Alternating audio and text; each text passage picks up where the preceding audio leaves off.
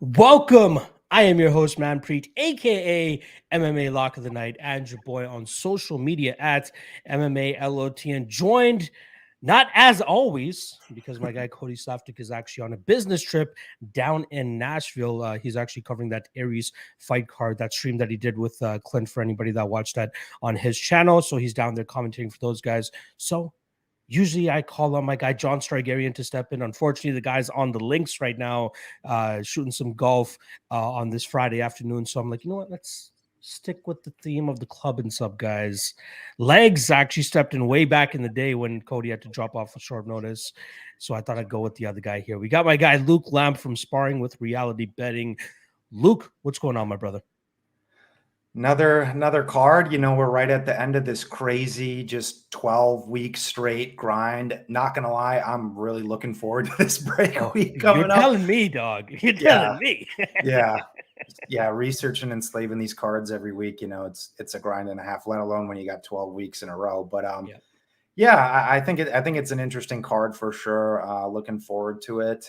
Weigh-ins going on right now. Looks like everything's going to plan so far. So couple of the short notice fighters, Zalal dropping down to 135. He made it good. Lucindo dropping down to 115. She made it good. So looks like we might avoid some wonkiness on the card. Knock on wood.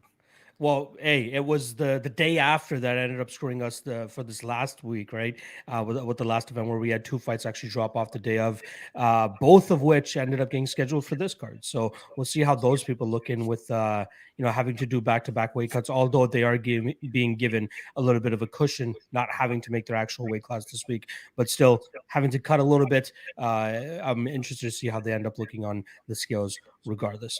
All right, before we kick the show off, I do want to quickly shout out the sponsors. Obviously, first and foremost, the All-Star for hosting us on their channel as always.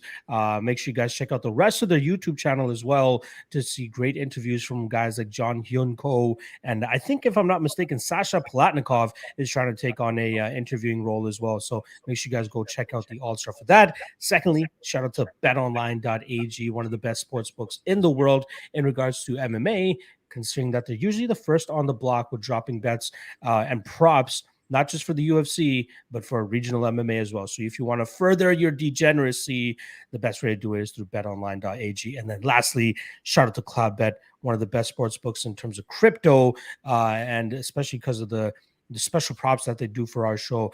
I will say this, usually we start off the show by doing a quick recap of last week's event and the special props that they dropped for it, but I think they voided most of those props because of all the late notice dropouts. But one prop I do remember that was still in play, that was one of the ones that made me chuckle when I found out that they actually made it, was how many times they say brother during Muhammad Usman's fight, from the walkout all the way into the interview. And surprisingly, they only said it twice. They only said it twice, and it was set at 2.5. So I don't know if Fitzgerald and Michael Bisping knew about this cloud bet prop or something and bet the under. I'm like, you know what? Let's test ourselves. Try not to say brother more than 2.5 times.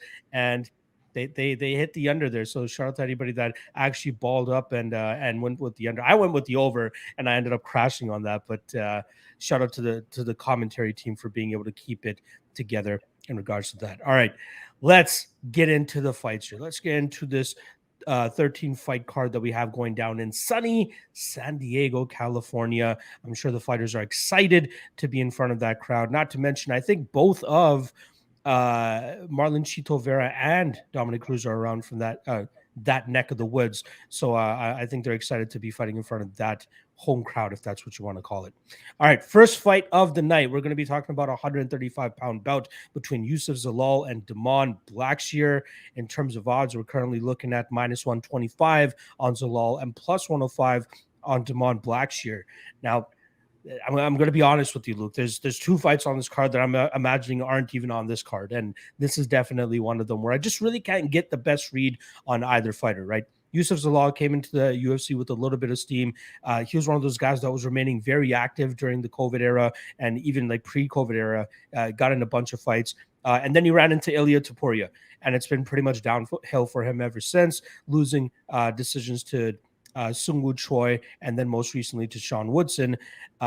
Now he's taken on the short notice Blackshear, who, when you look through his record, this guy has a lot of names on his record that he's fought on the regional scene, right? Even if you want to go way back to his amateur scene, you're talking about a guy that took on Tony Gravely and actually beat him in his second ever amateur fight, but Gravely was able to get that revenge a couple fights later on the amateur ranks. But then when you look at his professional career, you're seeing guys like Cruz, you're saying Pat Sabatini, there's another one that's just escaping me at this moment in time.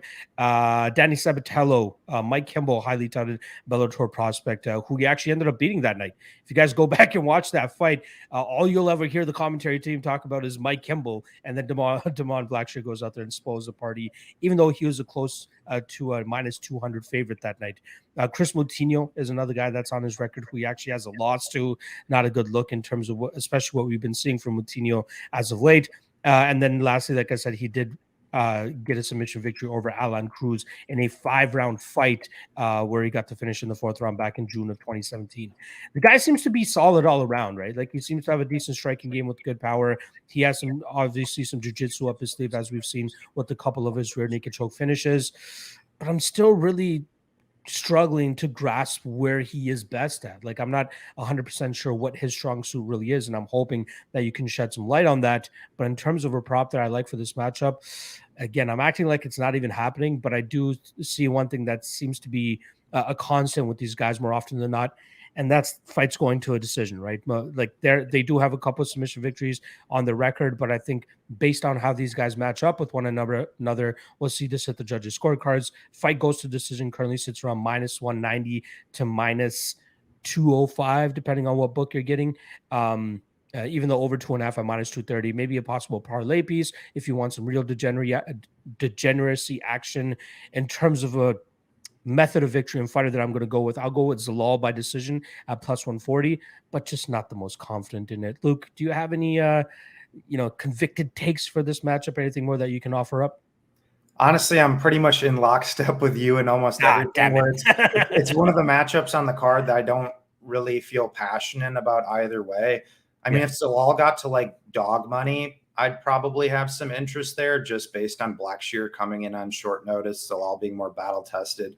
I think the move down to 135 is probably going to be good for him, despite losing those decisions to, Woodson and Choi. Both of those guys are on the massive end of 145 too, I think, which needs to be noted. And then, obviously Topuria is an animal too, which I still think Zalal did show some good things in that fight too. So I think there is some context to his recent losing skid too, where this actually, in theory, even at a short favorite price, might be a good buy low spot on Zalal potentially. But to your point, like, stylistically in this fight, it's just kind of tough for me. Zalal kind of a lower volume outside, dance around pot shot type of guy, might mix in some takedowns. And I think that's where he will give Blackshear some issues, because Blackshear tends to need guys to kind of stand in front of him. He's shown some power capabilities, not a ton of knockouts, but he has, I think, dropped like 2 of his last 4 opponents or something like that. So the guy's shown some explosive components of his game. I just don't think Zalal is going to be a guy who's going to stand in front of him. So I don't think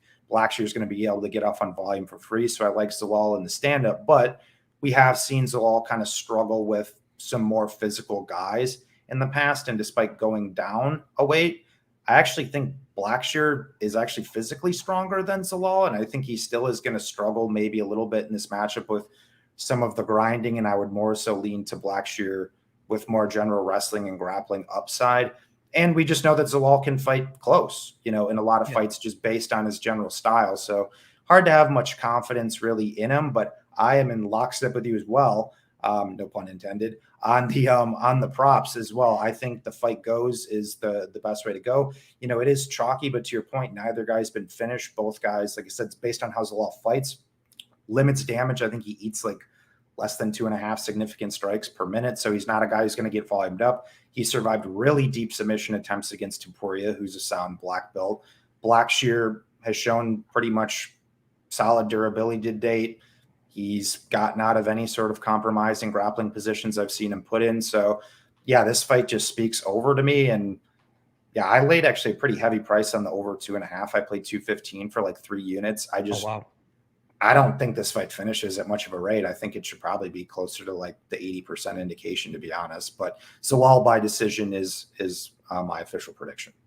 I don't hate it. Again, I really don't hate it. And I made one of the biggest mistakes in Yusuf's UFC debut against Austin Lingo by taking the under 2.5 in that fight, just because I thought the dynamic that Austin Lingo brought into that fight would have caused a finish. But yeah, it was rough, especially considering how much Zalal was like diving for legs and going for takedowns in that fight. So learned my lesson and likely won't be taking that shot ever again on Zalal's fights inside the distance. All right, let us move on to the next fight here. We're going to be talking about a fight that was moved over from last week. It's taking place at the 180-pound catch weight now. We got Jason Witt going up against Josh Quinlan.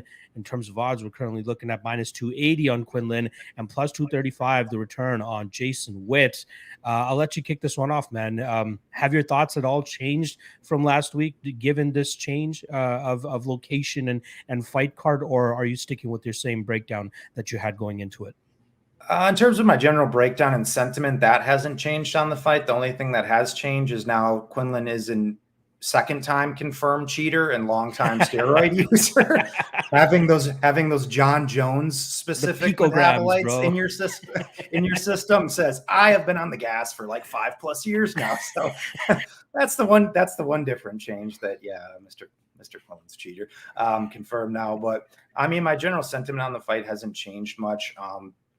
I think Witt is live in the capacity that he is the best fighter that I think Quinlan has fought to date in the sense of the wrestling perspective. You can say what you want about Jason Witt. Guy's a good wrestler. He's physically strong. He's shown he can go out there and win rounds, multiple rounds, with his wrestling. Quinlan's defensive wrestling hasn't been tested a ton. He has been taken down a few times, but he's been able to, sweep and reverse position or stand up, but against a pretty lower, level of regional competition. So I think that is interesting. But even in that grinding game that Witt plays, he gets tired, as well playing that game.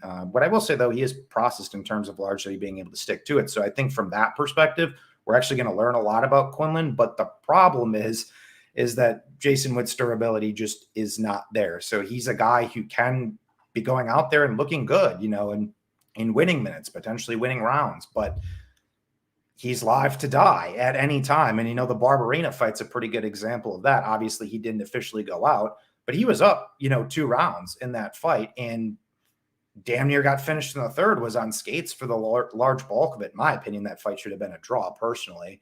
Yeah. But then we obviously saw him get knocked out early by Semmelsberger, knocked out early by Sato. There just isn't a ton of process on the feet. And that's the one thing with Quinlan. The guy hits hard.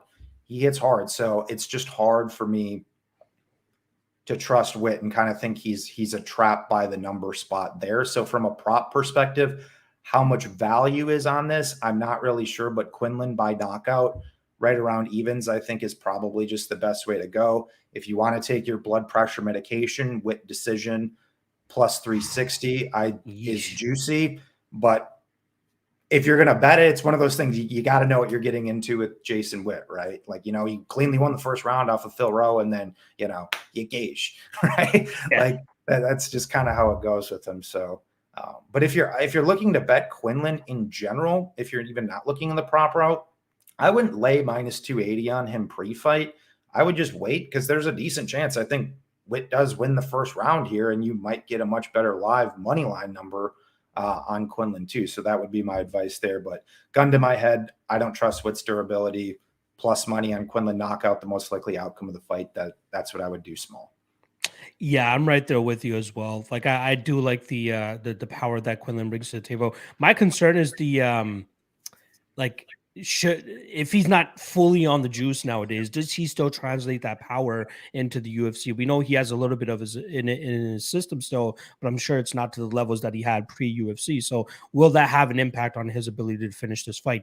We'll find out this weekend, right? And he's getting a pretty easy test in terms of finding out whether that works out or not, because Witt, it just doesn't look good. He can go out there and be winning a fight for a round and a half, get clipped on the chin, and then it's just night. It's done, right? But we've seen complete opposites from him. We've seen him take damage from Brian Barberena and make it to the 15-minute mark, right? That fight arguably could have been stopped at any point, right? Shout out to that OG movement from Jason Witt during that fight to have his mouthpiece knocked out, pick it back up, putting it into his mouth without the ref even stopping the fight and still eating punches. Like, if he had gotten knocked out from that exchange, I think James Krause would have kicked him out of the gym to begin with. But very easy fight to break down. Jason Witt either gets these fights to the ground and controls them from on top. Although, like you said, we have seen some decent things in the jiu-jitsu realm from the Quinlan side. So I'm not counting out that Quinlan is automatically, we got to X him off and rip up our tickets if we have him bet or parlayed or anything like that, because he still has the ability to go out there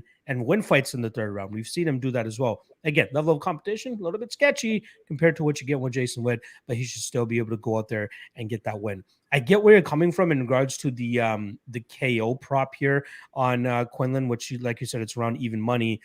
I would feel slightly better maybe taking just the inside the distance. Then again, I'm seeing minus 150-ish.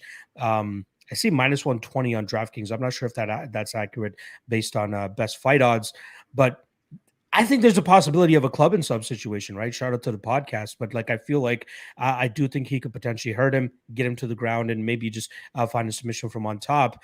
I don't want to get caught with my hand in the cookie jar either, just strictly taking the even money on the KO prop. So I would suggest the inside the distance more than anything, but I think the most likely outcome is he just starches him on the feet and gets him out of there. So largely in agreement with my guy, Luke, for this fight.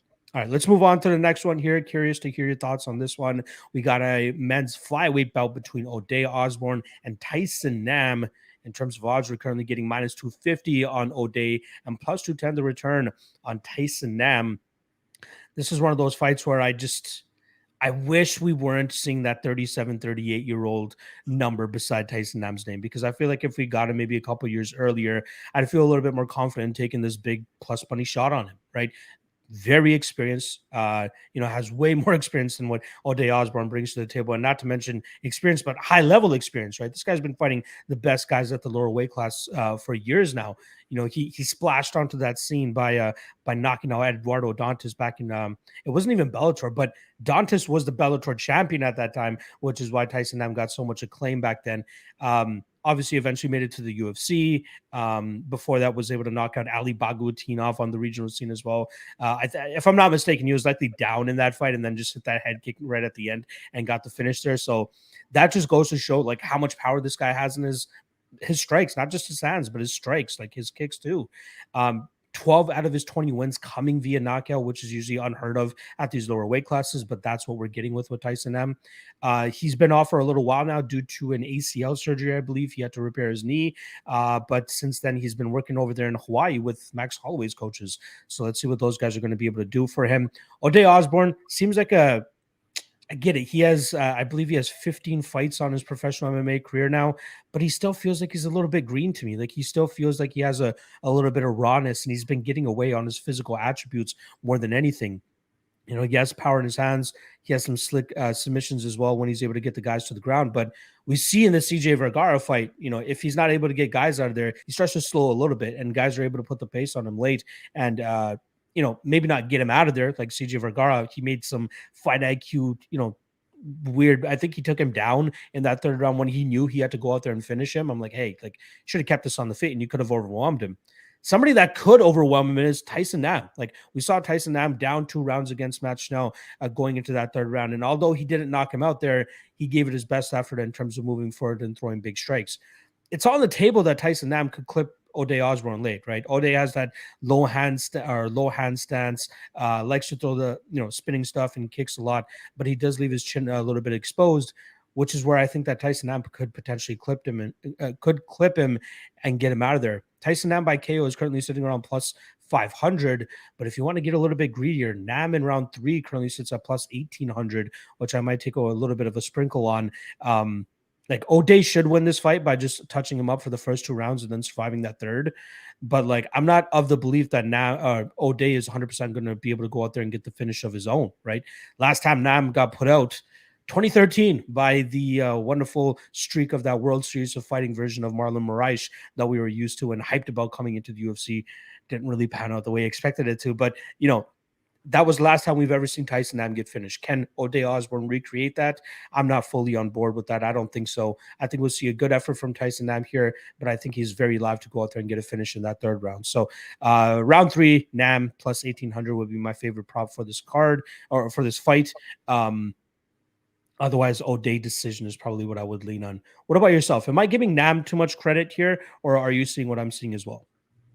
No, I definitely get it from some perspective. Like, I am not a part of like the Osborne truth crowd personally. Like, I think there's, to your point, there's just a lot of green components about his game. The guy comes from a wrestling background, but I don't think I've ever even seen him in top position in his entire career. So there's a massive question there. Obviously, perennial early finisher. We've seen very little of him extended.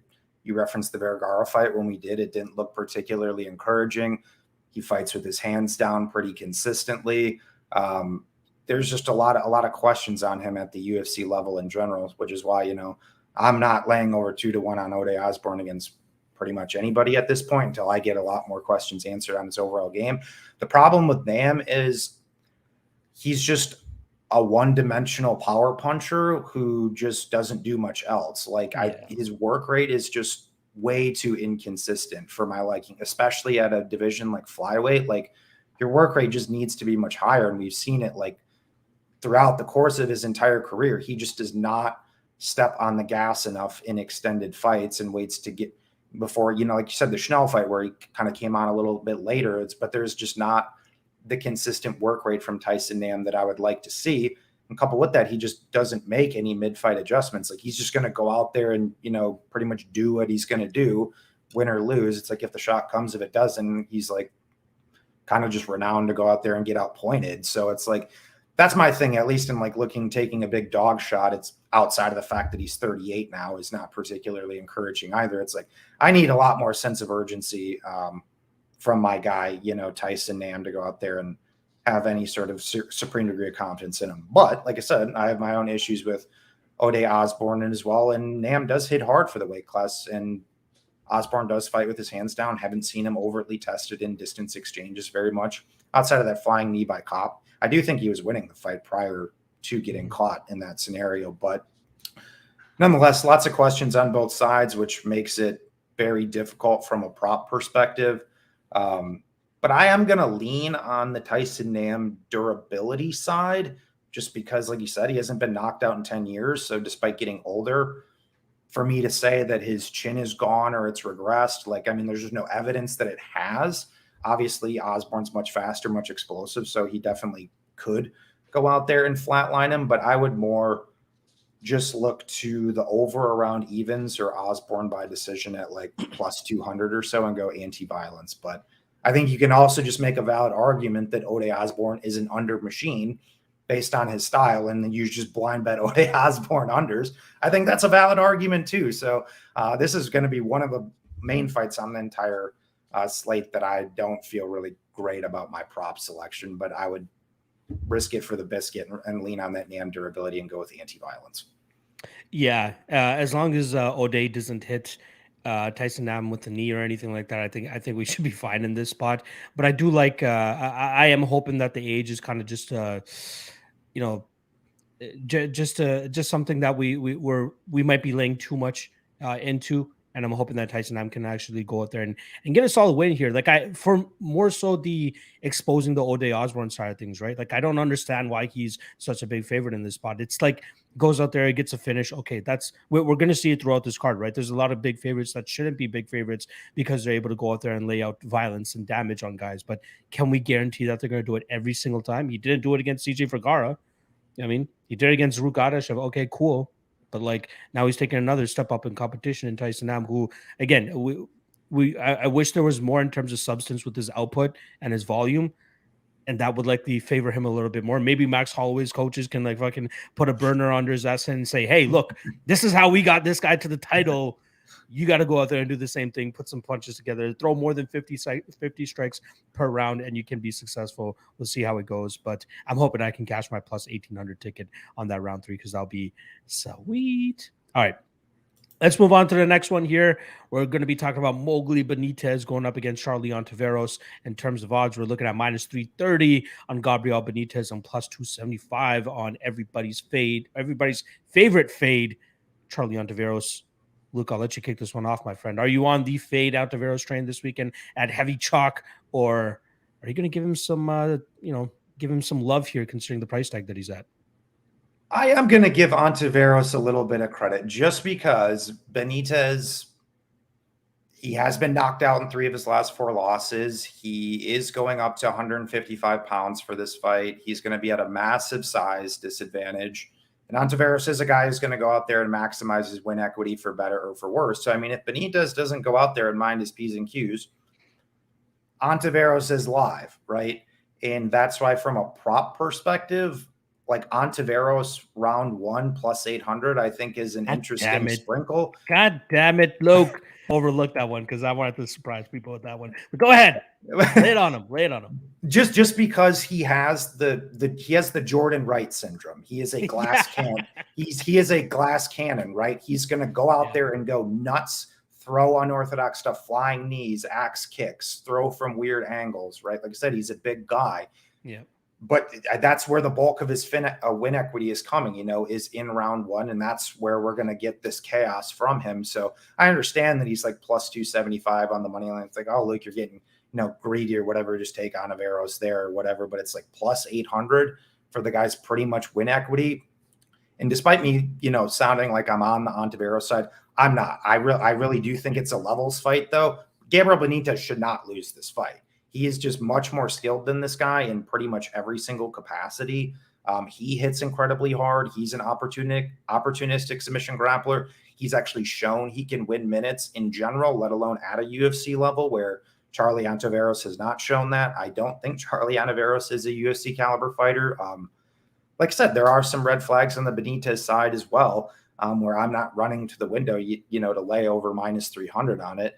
I was a juice boy on this one, though, and I did lay 3 units on the under 1.5 at minus 215, and that's taken a decent amount of I would just be shocked either way if this fight gets past 7.5 minutes based on the style dynamic. Like I said, because I am still giving some credence to Ontiveros, given the size discrepancy and Benitez durability potentially, waning at this point. You got to give these like round 1 meme-ish type guys, they're due. If you don't respect them, they can finish you regardless, how skilled they are or not. So give me violence. I think the fight doesn't go as an interesting parlay piece, but long shot Ontiveros round 1 plus 800 is a nice little sprinkle.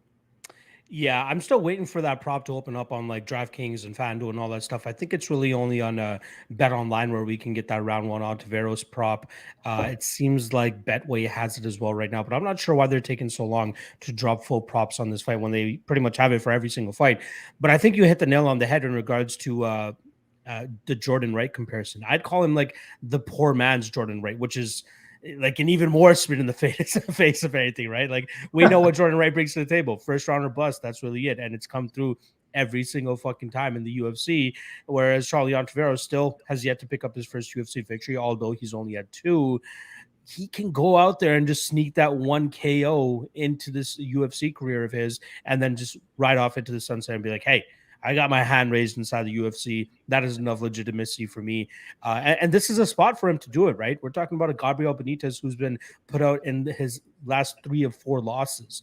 Not a good look. Like, it does seem to be like his durability, which is something that he used to rely on earlier in his UFC career, is starting to diminish. And now you're putting up a big dude in front of him with a lot of power. And we saw it on display against Steve Garcia. It could potentially be on display here against Gabriel Benitez. The best way for Benitez to approach this would be the takedowns, right? Go for the takedowns, try to get this guy to the ground and just murk him on the ground. That's absolutely in play here. But how can we say that with much confidence considering Benitez's lack of ability or lack of wanting to take fights to the ground? He doesn't shoot often. I think it was like 0.14 takedowns per 15 minutes, if I'm not mistaken. But you got to believe, given his run that he's on, knowing that he's possibly on the chopping block as well, make this fight as easy as possible, get it to the ground, and you'll be able to find your success from on top. Again, I'm a big Gabriel Benitez guy. I paid major chalk on him against Justin James. but I think this is one where he could potentially slip up, and Ontiveros is able to get that round 1 KO. The spot that I'd go, which I think is safest, I think you nailed it with the under 1.5. I know it's chalky, but I'd be surprised if it goes over that 7.5 minute mark. But just to be even safer, like parlaying the fight doesn't go to decision at minus 400. I don't think you can go wrong on that. There's another fight later on this card where we can parlay a chalky fight doesn't go to decision and can possibly get a decent enough number on that. But yeah, I'll go fight doesn't go to decision as my favorite bet for this, but I will definitely be sprinkling that on Tavares round 3 at plus 800. Like if it was closer to plus 200, plus 300, then it's an obvious pass. But you're giving me like a legitimate number on his only win condition, really, right? Like I'll never forgive myself for passing on Abdulrazak Al Hassan plus 500 round 1 against Alessio Di Chirico. Like, what was I thinking? Like, that is his only win condition. Like, are we all of a sudden off the Abdulrazak Al Hassan train because he got grinded out in his fight prior to that? Like, that just shows you how, like, even we can fall victim to it as well sometimes, is the recency bias and the what have you done for me lately nature of the whole betting game. But we try to stay away from those spots. We try to take the whole picture into account and then make our decisions based off of that. And in that aspect, the Al Hassan against Di Chirico fight, I should have taken the first round. Like I did it with Otman Azatar against Kamaworthy. I got plus 300 on him to win in round 1, and I felt really good about that and was able to cash that as well. I don't want to miss my opportunity here on Ontiveros round 1 plus 800. I'm fully expecting to rip up that ticket, but I feel the price tag is worthy of me in doing that. But Gabriel Benitez should win this fight. Maybe even Gabriel round 2, early round 2, plus 550, not bad. Benitez round 1 plus 110, but yeah, let's go Ontiveros round 1, baby. Let's go. All right, let's move on to the next fight here. We're going to be talking about Nina Nunes versus Cynthia Calvillo. This is the other fight that I was talking about, Luke, where I'm like, I want nothing to do with this, and I'm going to act like it's not on the card. Calvillo, it's going to be hard for me to forgive her for quitting on the stool against Andrea motherfucking Lee, right? Like, I really thought she'd be able to, like, either land takedowns or have more urgency to go for takedowns and go to her grappling, but she just got beat the hell up on the feet, ultimately quit on the stool going into round 3. And then on the flip side for Nina Nunes, we saw her come back in phenomenal shape after giving birth. Her first fight back was against Mackenzie Dern. Tough stylistic matchup, especially with Dern eventually being able to get that takedown and get that armbar going. Like, just based off Cynthia's last performance alone, it's almost like blacklisted. You know what I mean? Like, Nina Nunes is not totally blacklisted, which is why I don't mind if anybody wanted to make a case for her plus 160, which is the line that she's currently at. Maybe she ekes this one out by chipping away at her. She has some quality wins on her record. She's actually gone a full 50 minutes with, in my opinion, the best strawweight in the world, which is Tatiana Suarez. She went the full 15 there, dealt with that grappling pretty easily in terms of defensively speaking, I should say. But like, the over is probably the way to go here. Minus 230, minus 260 is kind of what you'll be looking at. And then obviously in terms of the specific fighter, Nunes by decision plus 225 is the way that I'd go. But just like the Damon Blackshear's use of Zalal fight, I'm staying away from this one. What about yourself? Do you have any convicted take one way or the other? No, it's a spy. This is the 1-800 gambler fight of the card for me. Obviously it's a prop show, so we got to give the people something here.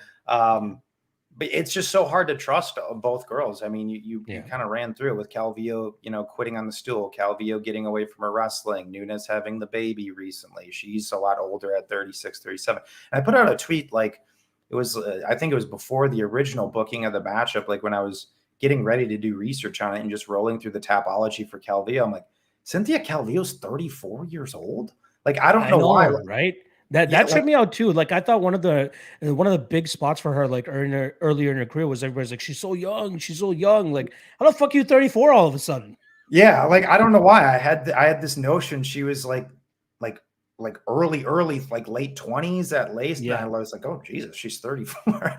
So I just thought that was kind of interesting. But yeah, my point is that it's hard to trust Calvillo. It's hard to trust Nunes. And one of the things with Nunes is, even when she fought Mackenzie Dern, like, historically her takedown defense has largely been pretty decent. And then Dern took her down really without much issue, and Dern lands takedowns at like less than 10%. Like her getting subbed by Dern is forgivable, right? But the fact that Mackenzie was able to take her down that easily, it was like, oh boy, right? And so that's kind of my thing with this matchup. Like if Calvillo gets back to her roots, you know, she's corrected some things. The coaches get back in her head. We saw Corey McKenna, another fellow Team Alpha Male girl, get back to what she needed to do in her last fight. So if the coaches kind of, you know, tell her to pull her head out of her ass and she's going to use some fight IQ, she goes out here, gets back to her base, wrestles. I think she's probably going to go out here and look her price. But can I project her to do that based on what we have in recent years? I don't know about that. And if she doesn't, I think Nunes is the better striker and probably wins the decision. But I am going to say, just in the variance capacity, that Calvillo does get back to her roots and she submits Nunes, which is like plus 450, plus 350. Not a bad price tag, actually. Yeah. Like I said, my take is if she does get back to her roots, I think she's going to accrue a lot of top time. She has multiple submission wins in the UFC. Not bad. We saw her get into mount in, you know, 10-8 Marina Rodriguez. So, I mean, I guess you could buy down and maybe take a little bit of the inside the distance or something, which is 250. But I don't know. It's a spot where I'd probably get a little bit greedy on and look for that Calvillo submission plus 450. You know, if you're trying to get dicey. It's just a fight because I don't have a degree of confidence in either girl. Like if I was to bet it as a whole, I want big plus money, right? Like just because I'm already playing into so much variance as it is. So give me Calvillo by submission plus 450. Seems like Alfred has Nina Nunes here, unfortunately, but we'll see if that works out for one of them. I just want this fight to be over with. Hopefully it doesn't get canceled again because I cannot stand talking about it for another time. Fuck no. All right, let's move on to the next fight here. We're going to be talking about Contender Series alumni here. Martin Buday coming in at minus 280, plus 235 the return on Lucas Brzezky. I'll let you kick this one off, my friend. What are you thinking here? What are you leaning? I've heard some disrespect on my guy Martin Buday during all the fight week. But what are your thoughts for this matchup? Honestly, I don't think either are particularly UFC caliber fighters, but in going back and doing the tape study on it, I do think it's actually a pretty good spot for Buday. I kind of think he almost has him covered, actually, despite me not thinking anything like overtly high on him. Like Brzezky has been able to win fights later, but he has about like 4 to 5 minutes of cardio, which might even be generous. His fights often tend to turn sloppy. I think Buday's pacing is a bit more consistent. I think his hardware is a bit better. He is a brown belt in jiu-jitsu. You know, we haven't seen a ton of it, but, you know, he has shown some offensive wrestling upside. He's got that big cage push, you know, so he can slow fights down if he needs to. And that's the one thing I do like about Buday is like he does seem reasonably processed and does have consistent minute winning ability at heavyweight instead of just being, you know, necessarily a round one guy. I know he's got a lot of round one finishes in there too, but we have seen, you know, some extended fights for him as well. So he's got power. He's shown he can win minutes. He's the better wrestler grappler in this matchup. But because I do think Brzezky can compete early here and does have at least 5-ish minutes of gas, I do think he hangs on here. But from a prop perspective, I'm going to throw out kind of like two as a hedge. You got Buday wins in round 2 plus 550, Buday round 3 plus 1,000. Split your exposure there. I would obviously lean more to the round 2 probably because I think, you know, Brzezky's going to start having some troubles, but I do think it does go over as well. So I look at it more as like a late second round, potentially third round finish for Buday. Yeah, I get it.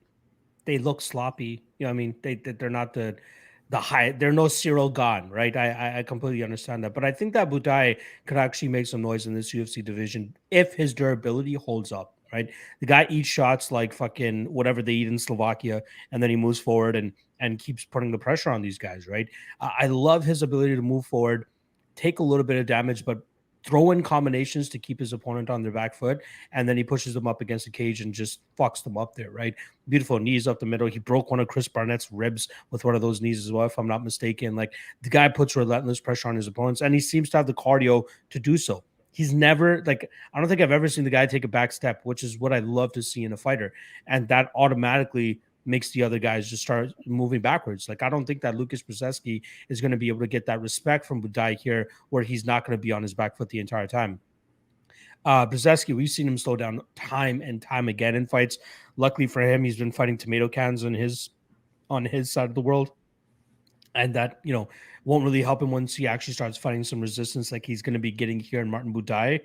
I, again, you know, maybe I have my rose-colored glasses on, but I really think that Buday could crack that top 10 of the heavyweight division just given his style alone. If he can go out there and continuously break guys, he's going to be a very tough night for a lot of guys. And Brzezky, that guy will be out of the UFC by this time next year, maybe even earlier, because I think he's absolute dog shit. Like, the guy, he has big power early, and he might have a slight, you know what? I wouldn't even say he has a technical striking advantage either. He's just taller than him. That's like the only advantage he has in this fight.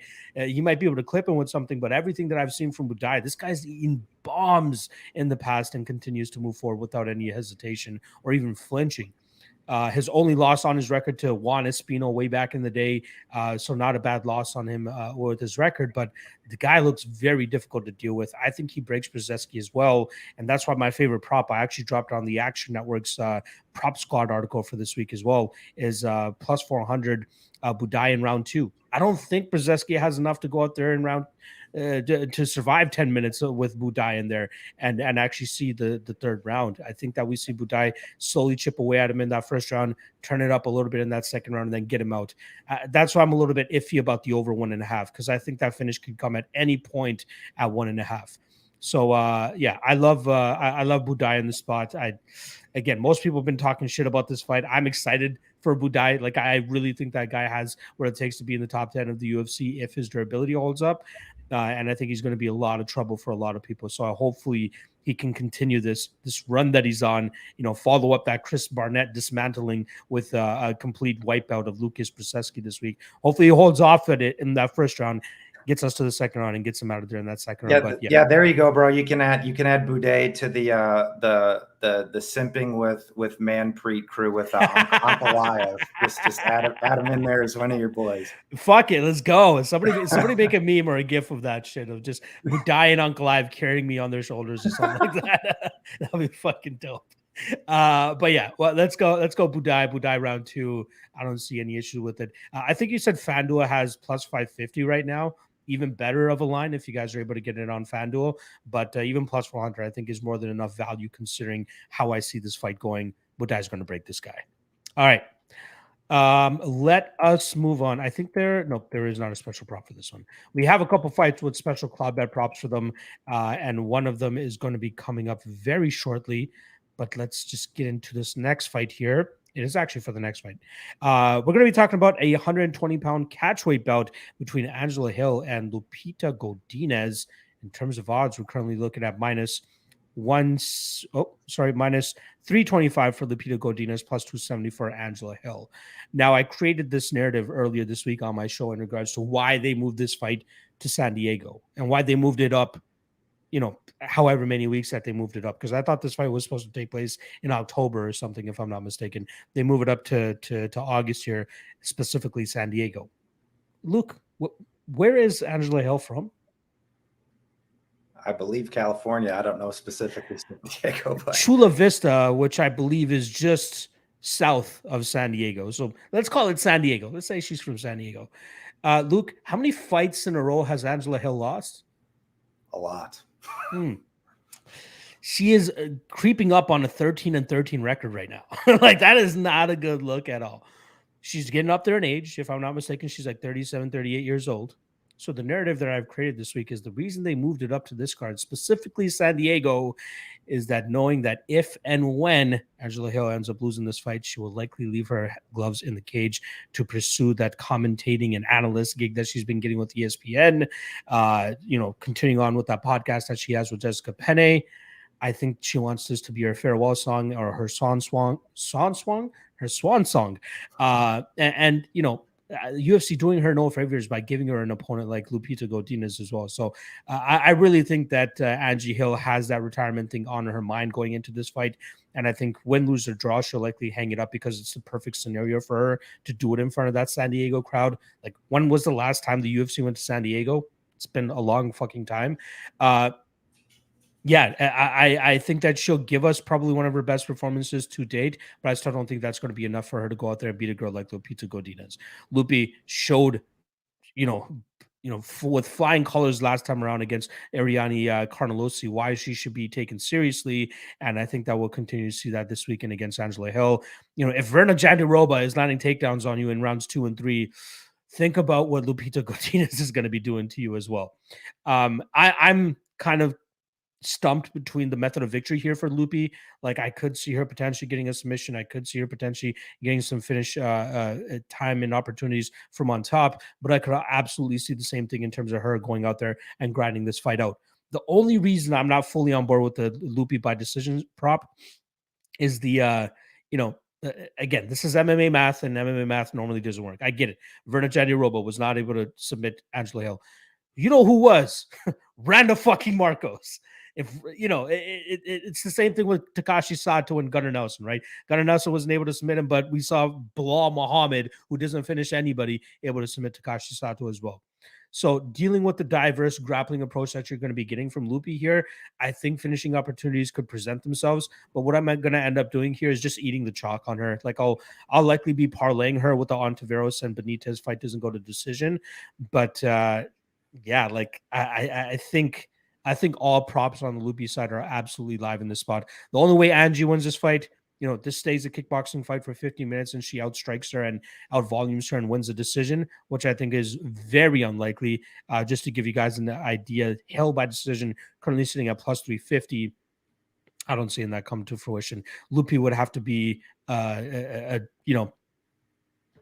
fucked up in the head. I'll try to say it as nicely as I can to not go out there and try to get this fight to the ground. So give me Lupi. I'm going to say Lupi decision, but not with much confidence. Just go out there and parlay Lupi. Or if you want to pay the chalk straight up, go ahead and pay the chalk straight up. I don't see her losing this fight in any shape or form. What about you, Luke? What are you liking here? Yeah, I'm kind of right there with you as well. I think it's just a bad style matchup for Angela Hill. Honestly, I think in a lot of ways she has been a bit underrated. Like, she has went out there and competed in multiple fights, and unfortunately not for my bankroll. I had her plus 300 by decision against Claudia Gadelia, split decision. I had her against Michelle Watterson, split decision. Then I had her like plus 475 by going decision. Down with the boat or what? You going down with the boat? Yeah. What I'm saying is no, I'm not jumping off. I'm jumping off the boat before I have a brain aneurysm, a heart attack, or a combination of both. I just think it's a bad matchup for her to win minutes. I think Godinez, despite Hill fighting a lot of good girls over the years, I think Godinez is the best pure wrestler that she's fought to date. She's pretty consistent to be active in shooting. Her control components are good. With that, obviously Hill needs, high pressure, volume based game to really get off. And I just don't think that is in play given the style that Godinez has. I am on the side of Godinez's decision just because, I understand your point. She did get submitted by Marcos, but I am of the opinion that if she can go out there and survive some of the positions she did with a quality black belt and Verna Jandiroba, that she can survive the positions against purple belt Godinez. She also took the best shots of Amanda Lemos, who's one of the hardest hitters in the division. But like you said, if there's the scenario that Hill is checked out or something, Godinez could finish, but I think skill-wise, I do think Hill's ground game has leveled up enough to not get submitted. Like I said, she's proven incredibly durable as well. I just think Lupi grinding, wrestling-based decision, not a hot take, but I think she's just going to cleanly win minutes and grind her out over 15. So Lupi by points, minus 150, I think is a good look. I love it. Before we move on to the next one, I'll give you one of the CloudBet special props that they have for this matchup and get your opinion on it. Total successful takedowns by Lupi Godinez over under 2.5. Over 2.5. I'm right there with you. You're getting even money if you guys want to hop on that on CloudBet. I think again, link is in the description below, but please continue. Real quick too, I think the other DFS platforms, I mean, I don't have access to them anymore because I'm not out in Vegas now, but I think the majority of them have those set at 3 even. Oh, wow. So I think you are getting a little bit of meat on the bone with that 2.5, because obviously then just hypothesizing she takes her down once each round, decision, most likely outcome. There you go. That's why all these other platforms have it set at 3 to try to, push that. So if you guys have the 2.5, I think that's a really good look. I don't hate it. I don't. I do see multiple takedowns here as well. I'm hoping none of them transpires into an actual finish before she's able to hit that third one. But it seems pretty good at 2.5. 3.5, I'd be a little bit skeptical, but 2.5, I definitely see hitting. All right. That's a wrap on the prelims. Shout out to the 80 live viewers that we have currently joining on us on this Friday afternoon as the weigh-ins are currently going on as well. Make sure you guys hit that like and subscribe below for the All-Star. Let them know you guys appreciate us doing the show. Don't worry, Cody will be back next week for UFC's 278 card to give you guys all the best props for that one. But make sure you guys give my guy Luke some love as well. You guys can follow him at SWR_betting on Twitter. Make sure you guys follow him. And I promise you guys will get a lot of fun gifts, not to mention my favorite Russian gift that I love seeing every time he breaks out whenever these Russian guys are fighting. But not just that, but great quality content and insightful tweets and information. So make sure you guys go check him out. All right, let's move on to the main card here. And we're going to be starting off with some violence, I think. We got a 185-pound belt between Gerald Meerschaert and Bruno Silva. In terms of in terms of odds, obvious chalk on the Bruno Silva side here at -285, plus 240 the return on Gerald GM3 Meerschaert. Luke, I'll let you kick it off, man. Do you think your fellow Wisconsin native Gerald Meerschaert will be able to get it done, or does Bruno Silva send him to the shadow realm once again? Yeah, I always got a soft spot for old GM3. There's not too many guys in the UFC from my neck of the woods, so I'm always rooting for him. I do think this is a tough-ish matchup for him, just based on the dynamic of Silva being a go-forward pressure power puncher that's pretty consistently given Meerschaert issues over the years, as he's now not the fastest guy in the world. He's not the most athletic guy in the world. I do think his boxing has improved since the early part of his UFC career, though. Like, I thought he did a lot of good things in that Muradov fight, too. So I think people shit on him a little too much and say like he has no striking or he can't strike. I would disagree with that. But yeah, I mean, the athleticism gap here is massive. So most likely outcome, Silva bonk. I think the under 1.5 around evens is a good look. But honestly, I'm probably going to take like a really small shot on Meerschaert by sub at plus 500. Silva, the overwhelming majority of his career losses have come by submission. Even more recently in the UFC, we saw Wellington Turman get to his backpack him. Honestly, if he just puts on a body triangle, which is something Gerald Meerschaert will do if he gets into that position, but he didn't. And then, he fell off the top of Silva, and then Silva knocked him out in the guard. But we also saw Andrew Sanchez wrestle him extensively, not get to his back fully, but got to back ride. My point is that there's multiple points in the past, even in Silva's, regional days when he does get taken down, he gives his back like clockwork, and GM3 is very, very quick in those transitions. Like I said, he is a guy who will lock down a body triangle too. So he's going to have opportunities in this fight if he just does not get murked, within the first minute and a half. Like I said, Silva has shown some of these poor defensive tendencies, has been submitted multiple times. GM3 is one of the most dangerous submission grapplers out here. So you get a guy who's pretty much entire win equity throughout the course of his UFC career entirely at plus 500, when I do think he's going to have opportunities here.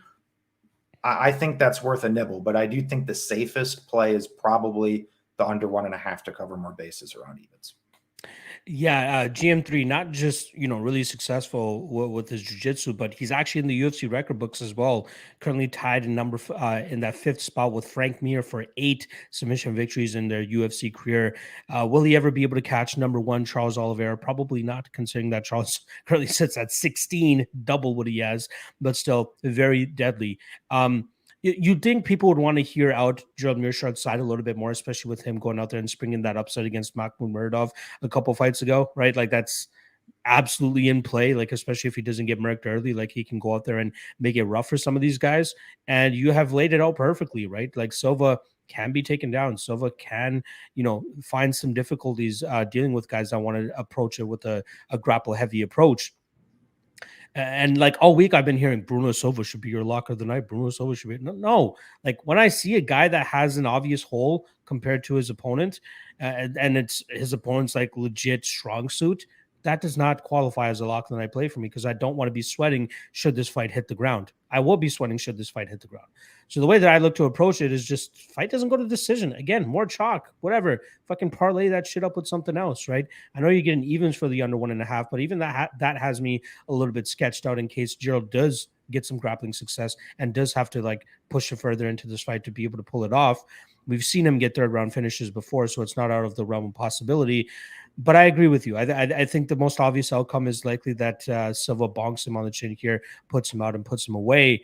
But I'm not willing to pay minus 285 on that small little sliver of time that we have to rely upon him to get it. It's just the lack of speed that GM3 brings to the table is just too big of a red flag for me to overlook. Silva's finishing opportunity here. He should be able to get him early, should be able to get him out of there, should be able to cash that. But similar to like the Charlie on Tavares round one shot that we're thinking about taking, right? Plus 550 on GM3 to win by submission is similar to that, right? If you're getting plus 200, then maybe you pass on that. But you're getting plus 550 in this spot for his best outcome, his best possibility of winning. So I don't hate anybody taking that shot on sub by Gerald, but I do think we end up seeing that first round KO for the Bruno Silva side come to fruition here. Let me just get that actual number here. Round one for Silva is plus 130. Silva by KO is minus 150. You want to put those two together. If you have one of those books that give you KO round one, you're getting plus 185 on Bruno Silva. Before we move on, though, there is a special club bet prop for this, which I'll tee you up for once again here, Luke. Gerald Meerschaert, total successful takedowns. Over under 1.5. Oh, 1.5. Oh, man.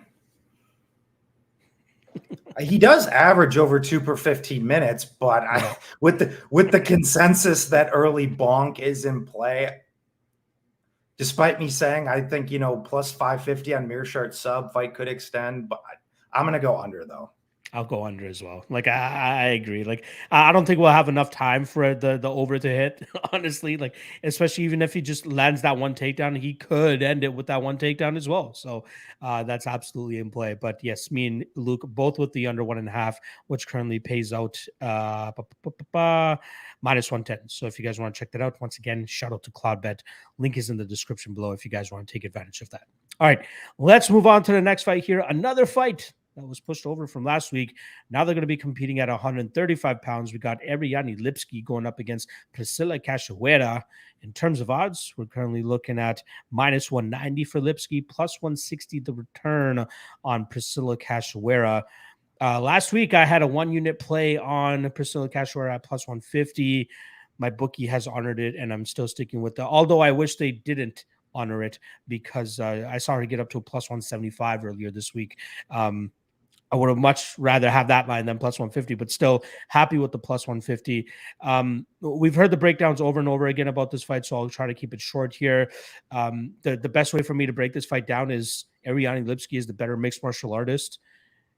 Priscilla Cachoeira is the better fighter, right? Like she actually wants to go in there and fight. She wants to put the pressure on her opponents. She wants to try to break them with her, the style which her nickname indicates, the zombie type style. Just fucking move forward, take all the damage in the world, but just keep throwing, and you should likely get, the nod, whether it's like the Ji Yoon Kim fight where you get outstruck by 67 significant strikes, but still get the nod because of your forward pressure and movement. Or she can get the knockout by tying her opponents out like she did against Gina Mazzani. Ariane Lipski, right? Like her wins, Isabella de Padua on less than 24 hours notice. Mandy Baum, who we know is not Baum anymore. Let's replace those OH with the U, and that's probably what we're getting. And then the Luana Carolina fight, right? That funky knee bar she was able to hit on her. However, I would love to see that fight get pushed even further. See how that would have happened, or how that would have turned out should that fight gone the full 15 minutes. Especially considering, outside of that KO loss that Carolina just took, hasn't been looking that bad, right? Like she has shown some improvements, especially since that fight. And then her losses, right? Molly McCann, Joanne Calderwood, it just doesn't look the prettiest. Montana De La Rosa. I think Priscilla Cachoeira finds herself somewhere in between those wins and losses in terms of skill level and ability to actually win fights.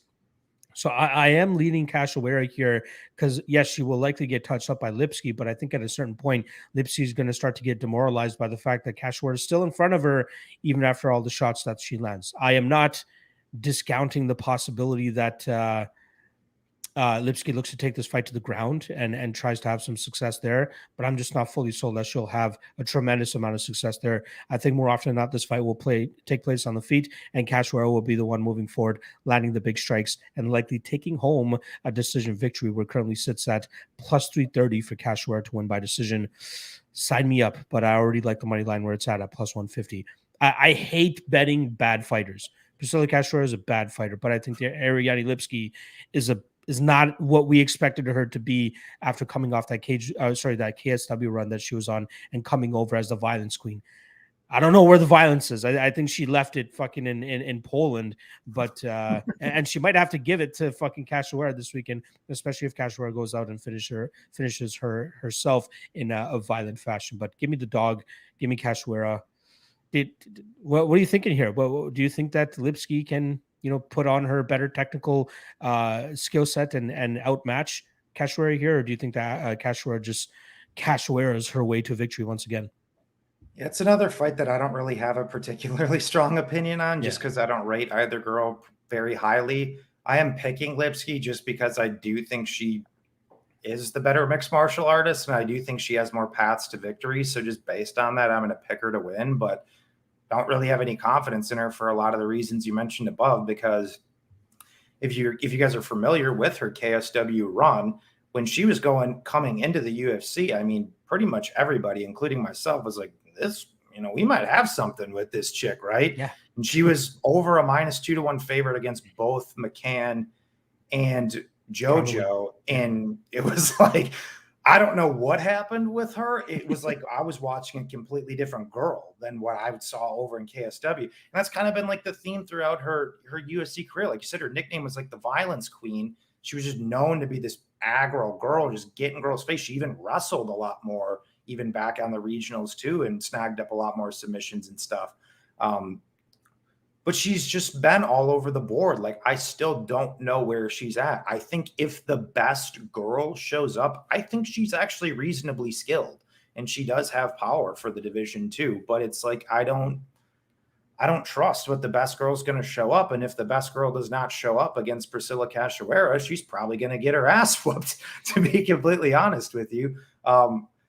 Hopefully, if their camp is smart, they just come out here and wrestle, because I think that's just a really clear, easy path to victory for Lipski, in my opinion. I know Lipski has looked horrible on bottom, but Cachoeira really doesn't wrestle, where we have at least seen more wrestling, more grappling upside on the Lipski side. So I don't really know what to do from a prop here. Like I said, it kind of depends on what version of Lipski shows up, depending on how you want to go.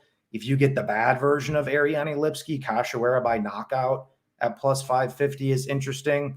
You get a better, intelligent, processed version of Lipski by submission at plus 550, I think is interesting. So because I don't have a great read on the fight, I might just nibble a little bit of both of them. Yeah, sub Lipski is probably what I've seen most in terms of people that are high on Lipski in this spot. And I don't disagree with it. Let's just see if she actually goes out there with conviction and looks to get this to the ground and try to get that sub. Before we do move on to the next fight, I have seen a couple people in the comment section asking about Cody. He is actually in Nashville as of this moment. He's going to be calling one of those regional cards that he's been breaking down.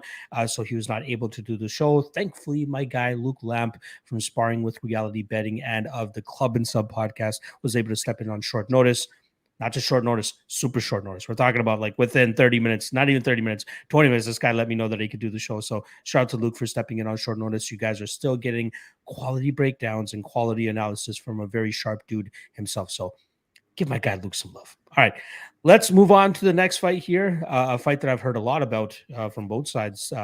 Actually, more so on the underdog side. We got Devin Clark taking on Azamat Mirzakanov. We got minus 145 on Mirzakanov and plus 125 the return on Devin Clark. Now, decent amount of line movement on this fight in regards to Mirzakanov being closer to minus 170, minus 180 earlier in the week, and then a lot of love coming on Devin Clark, pushing that number down to about minus 145. I'll let you break this one down first. What are you liking here? What do you think about the line movement? And then ultimately, what prop are you leaning on the most for this matchup? It's another tricky one on the card because I am not in camp Mirzakanov personally. I know there's a lot of people who really like the guy, thinks he has a ton of upside. There's a lot of things he does well. I think he's a pretty athletic dude for his size. He's got a nice left hand. You know, he hits pretty hard. He moves pretty well. He's shown some offensive wrestling upside, but the reality with his career is he's just went out there and bonked the majority of guys within 2 minutes. There's still a lot we don't know about this guy. You know, he fought that Inocencio guy on the regionals who gassed after 3 minutes. He was just able to lay on him. But the Tafon fight, you know, there's a lot of red flags in that fight, you know, where he was not able to get Tafon out early. That fight was not very high paced, and he got very tired in the second round of that fight. And Tafon was actually minus 400 on the live line going into the third round there. And then we obviously know that he memes Tafon and lost a few shillings there. That really sucked. But my point is that I think there's just a lot of red flags still on this guy. I question his cardio now. He's never been shot on really in his entire career. So what does his cardio look like in a wrestling intensive affair against him? No clue. What does he look like on bottom? No clue. What does he look like in overall distance striking exchanges outside of the small sample in the Tafon fight? Don't have much of a sample of that either, right? So to me, there's just a ridiculous amount of questions. Conversely, on the Clark side, Clark has been very wishy-washy, you know, as a fighter. He's been all over the board. You know, he's looked really solid in certain spots, and then you're just like, what the hell's going on, Devin? In other spots too. So he's an incredibly difficult guy to trust. But I do think him moving his camp over to elevation is probably a really good move. Maybe gets Devin's dad out of his ear a little bit. What I will say, though, from a personal perspective, always one of my favorite things ever. Devin Clark fights are always my favorites. With his dad just yelling, "Get up, Devin! Get off the fence, Devin! Circle! Come on, Devin!" Sorry, it's either that or Valentina Shevchenko in the corner, right? It's one of those, no in between. So I'm the loser that got a kick out of that over the years. Hey, I am too. Don't worry, we're both losers. Yeah. Anyway, I think there are aspects of Clark's game, being a base wrestler, that can potentially answer a lot of questions on Mirzakanov. Like I said, I know Mirzakanov comes from a wrestling background, and I keep hearing people talk about that. But his defensive wrestling hasn't been tested. So are we just willing to automatically say he's a good defensive wrestler, that he can get up from bottom? He's a good defensive grappler? I have no idea, and I'm not willing to say that. And I do think it's something that Clark is going to test here. But I think Clark getting bonked is incredibly live here. I think him losing distance exchanges overall is also incredibly live. So I know there's a lot of people have super strong takes on Mirzakanov. There's a lot of people that have super strong takes on Clark. I'm kind of somewhere in the middle. I lean more to the Clark side in the sense that he's the dog here, with potentially more upside against a guy with a lot of questions on Mirzakanov. So with all that being said, I think Clark by points at plus 275 is what I'm going to go with as my best bet. I know he bonked Knight in his last outing, but historically, Clark, decisionator, decision machine, grinder. That's how he's winning his fights. If he's going to win here, I think that's his most likely path. So the discrepancy between the money line and his decision line is kind of interesting to me. I would much rather if I'm going to take a shot on Clark, I'd much rather, buy down and go plus 275 than go plus 125 in the money line.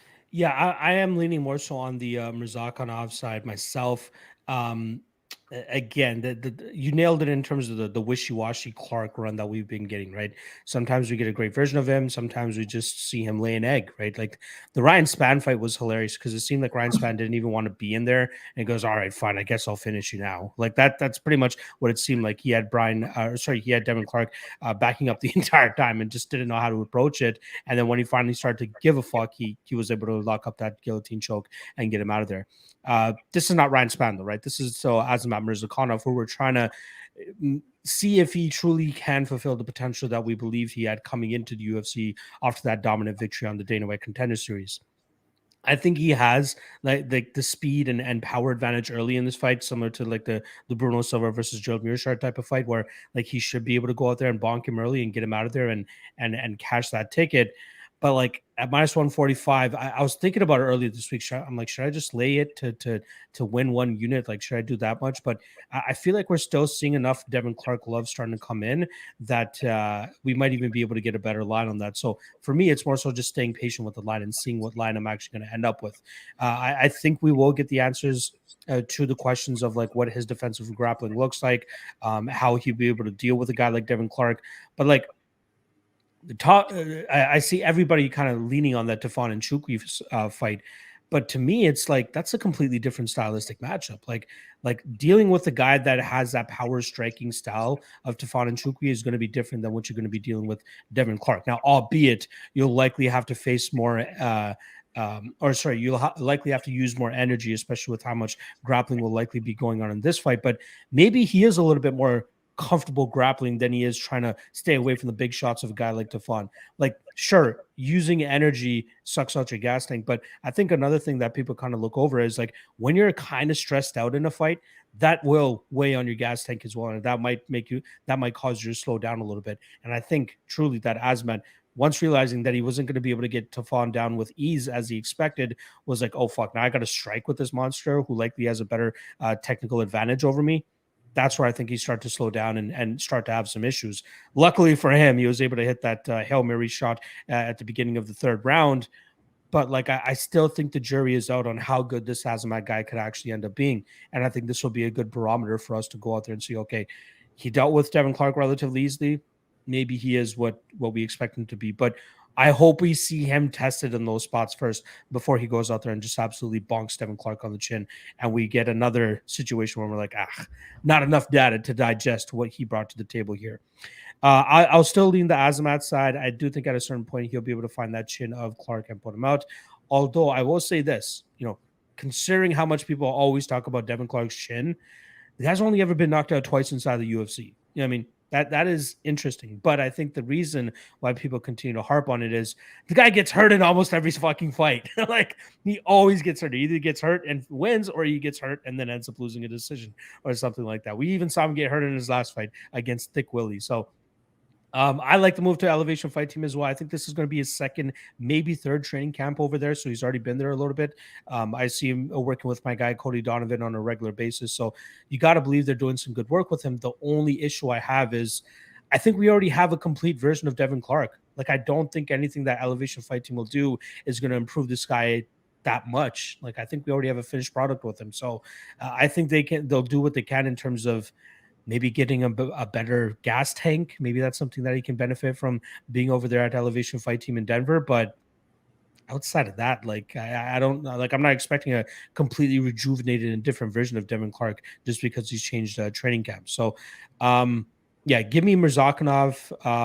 Mirzakanov round one is currently sitting at plus 250. Mirzakanov by KO plus 140. That's probably where I'd be leaning. And then, yeah, Luke, you nailed it in terms of Clark's possible way of winning this fight. Decision, right? Wins by decision. That currently sits at plus 275. The CloudBet special prop for this matchup, which I'm going to tee up to you here, total takedowns in the entire fight. So that's from both guys, over under 3.5. That's tough because the early Mirzakanov bonk is there. And once again, I have so many questions on his defensive wrestling, right? So you put both those things together, that makes it a really, a really tough ball of wax. You said 3.5? Yeah. I'll lean under. Okay. Under is minus 107, over is minus 114. So I think the under will likely hit as well just because of that early Azamat KO. I think that's pretty fucking live to go out there and hit. So under 3.5, minus 107 once again on CloudBet. Link is in the description below if you want access to those special props. All right, let us move on to the next fight here. We got 3 fights left. An interesting placement of this fight between 2 debuting strawweights in the UFC, both with the same fucking name. So they, just couldn't make it any easier for us handicappers. We got Yasmin Yadagui going up against Yasmin Lucindo. In terms of odds, we're currently looking at minus 205 on Yadagui and plus 175 the return on Lucindo. When I did tape on this fight, I started off on the Lucindo side. I'm like, oh, this chick's not that bad. Like, she has good grappling, she has good wrestling, she has good top control. Like, she has that knack for going out there and using what her advantages, without really sugarcoating it or beating around the bush. She goes for takedowns. She more often than not gets them, and then she's able to control her opponents from on top. I'm like, usually when we have a women's MMA fighter that takes this approach, usually they're the favorite, right? But then you look on the Yaragui side and you see why she potentially ends up being the favorite here, because her striking looks very crisp. She reminds me of a poor woman's Marina Rodriguez. Like, she has solid striking, solid combinations. She throws with conviction. I love everything we see about her. Defensive grappling seems to be holding up against, mediocre competition. This will likely be her toughest test in terms of somebody that's going to be looking to actively get her to the ground and drown her. Which does, early in the week, I was like, okay, I might end up paying the chalk on Yadagui, but like, the more that I'm thinking about it, we haven't seen her face somebody that's going to go out there and shoot as many takedowns as Lucindo. But this could end up looking like this might end up looking like a Paul Craig versus Volkan Oezdemir situation, where like we need Lucindo to go out there and get that takedown. Otherwise, she's going to be outstruck on the feet, and she could potentially get TKO'd on the feet as well. That's the side that I'm leaning on, is Yadagui by TKO. Currently sits at plus 250. I think she absolutely beats the shit out of this girl on the feet, to be honest. I am not impressed at all with Lucindo's striking in any rate. But should this fight get dragged to the ground, there are finishing opportunities for Lucindo as well. But I think we'll see enough good get-up game from Yadagui to get back into her striking realm and then just put her punches together, eventually getting Lucindo out of there, like I said, by TKO. Did you see anything else on tape here that like makes you think that there's value on the Lucindo side, makes you think that she could compete in the striking realm? And then ultimately, what prop are you leaning on the most here? Yeah, it was kind of an interesting fight because going into tape study on this, I was not like, neither girl's name jumped off the page or anything at all to me. I wasn't familiar with either of them. And I started on this Yaragui chick and I'm like, holy shit. Like, I honestly, dude, this is like a bold, really bold take that I don't make very often, especially on, I think I know where you're going with this, but continue. Younger girls. But I think Yaragui beats 50% of the roster right now. Wow. I genuinely do. I think this girl's the fucking goods. I really do. I really like what I've seen from her so far. Her diversity of attack on the feet is awesome. She's processed. She's fast. She mixes it up. She's got power, like pure power for one. Maybe not pure power, but she's a girl who can really wear like a Marina Rodriguez. Stinging power. It's funny that you brought that up because that's actually what I put in my breakdowns on my Patreon. I'm like, this girl kind of reminds me of a youthful Marina Rodriguez combination with like Alexa Grasso-esque in there a little bit too. I think the girl's solid. And from what I've seen from the Lucindo side, she doesn't look comfortable at space at all. And so when this fight is on the feet, I think Yaragui's going to carve her like a Thanksgiving turkey, to be completely honest. I love it. But I genuinely understand the Lucindo side though, right? Because her tape suggests she's going to go out there, she's going to shoot takedowns. And I actually think her control grappling has looked pretty good so far to date. My thing is her wrestling's predictable. She doesn't have much chain wrestling. She is kind of reliant on the body lock, which will work against lower level women pretty consistently. But this is my overall prediction. I don't think this Yaragui chick is low level. In the time she's been taken, in general, I think her takedown defense is pretty good. And the time she's been taken down, she has shown all the right things mechanically. She even got mounted once, did exactly what she needed to do, step by step, worked out of it within 5 seconds. She shrimps, frames, builds a base, digs an underhook, wall walks, like all the stuff I want to see if someone's taken down. She's not going to sit there and play guard. On paper, she actually is the better grappler. She's a purple belt. Lucinda's a blue belt. I think that's a little interesting. So I don't know. I guess I'm just not of the opinion that Lucinda comes out here, shoots takedowns. Yaragui one, that she just goes down with ease. I think she might just stuff everything to begin with. 2, if she does get taken down, I think she's going to work up pretty quickly. And 3, Lucindo's coming in this fight on less than 2 weeks' notice, fighting down at a weight class that she hasn't fought in for the first time in 2 years. Like, is her cardio even going to sustain? Like, let's say I'm wrong and she is able to have more grappling success in this fight. Can she go out there and do that over the course of 15 minutes against a girl in Yaragui who's going to be piecing her on the feet, who's not going to accept being on bottom position, who's going to make her work for every single advance, every single position? Not for me. I think she's going to gas, and I think Yaragui's going to finish her in either the second or third round. So I think that Yaragui KO TKO plus 250 plus 275 range is good money. I love it. I'm glad that we're on the same side there. And shout out to our guy SKD saying it's cool listening to 2 dudes who are actually big women MMA appreciators. Yeah, I think women's MMA gets too bad of a rap. Like people just always say, "Hey, women's MMA, you know, is unpredictable." No, it is predictable. Like I do the best on women's MMA, honestly. Like I feel really good about whenever I have a solid read on women's MMA, and I don't let the whole when it's women's MMA narrative talk me off of it at all. If I feel good about it, I'll pay the chalk if I need to. Otherwise, if I see an underdog that I like, I'll take the underdog as well. So glad that we're on the same side there. I might officially play that TKO prop myself. Plus 275 seems like a steal, especially considering the skill discrepancy, especially when we're getting the striking involved in the spot. All right, let's move on to the next fight here, and it is going to be the co-main event between David Onama and Nate the Train Landwehr. We're looking at minus 300 on David Onama and plus 250 the return on Nate Landwehr. Interesting fight between these two folks. I'll let you kick this one off, my friend. You ride in the David Onama hype train, or do you think it collides with Nate's train? It's one of those fights where honestly, I'm not as high on Onama as everyone is. Like, I think he is a solid prospect. That is what I am in alignment with on people on. But like right now in 2022, David Onama, I think he's still got a ways to go. I think there's still a lot of questions in terms of his defensive wrestling. I think there's a lot of questions in terms of his general defense. He's pretty hittable. I think probably his best attributes are that, you know, he's big, long, he's a solid athlete, and he hits hard. I think those are his best attributes. But the best way I can describe, I don't think he's refined yet. Let me put it that way. But I think he's a guy, because he has, you know, the athletic tools that he can still win fights, you know, obviously at a UFC level, he's proven that. But I think he needs some more seasoning. Landwehr, obviously, you know, kind of your just traditional junkyard dog. I don't think he does anything particularly great, but I think he's reasonably well-rounded. He's pretty consistent to throw his hands. If he is taken down, we saw that back a lot on the Russian regionals. He's going to make guys work. Guys have difficulty holding him down. They gas. He can get on top of people, finish them, take over fights. That's probably his best attribute, is that this guy has like an hour of cardio. You could put him in an hour-long fight. He's not going to get tired, right?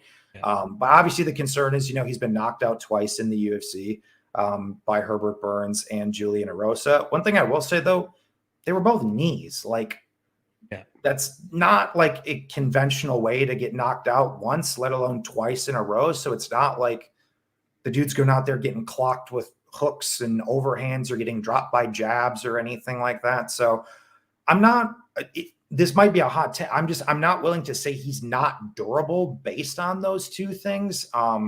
Because if you go back once again to his days over in Russia, I mean, the guy shown he could take a bunch of shots. He took a lot of shots in the Elkins fight, at least from a punching perspective. So I'm not willing to say that he's fragile yet. He could be. I could be wrong, but I'm not willing to go there yet. But I do think the most likely outcome, based on the general Onama athleticism and power, is he's probably an Onama knockout. Where my point of contention comes is if Onama does not get that knockout early. Because like I said, Nate Landwehr is a guy who, if you don't kill him early, he is going to be in there. He's a builder in his fights. Tends to be a slower starter, Onama a faster starter. That's where the concern is. But if he does survive the first round, I think he's live to win this fight. I think he can compete on minutes. We obviously saw Onama severely struggle in the wrestling in his debut against Mason Jones. I understand up a weight class, short notice, got to give the guy a bit of a pass in that capacity. But It is a sample that we have. I don't think Onama looked particularly good in the Armfield fight.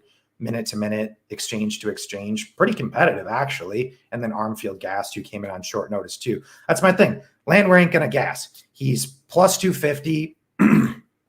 Junkyard dog.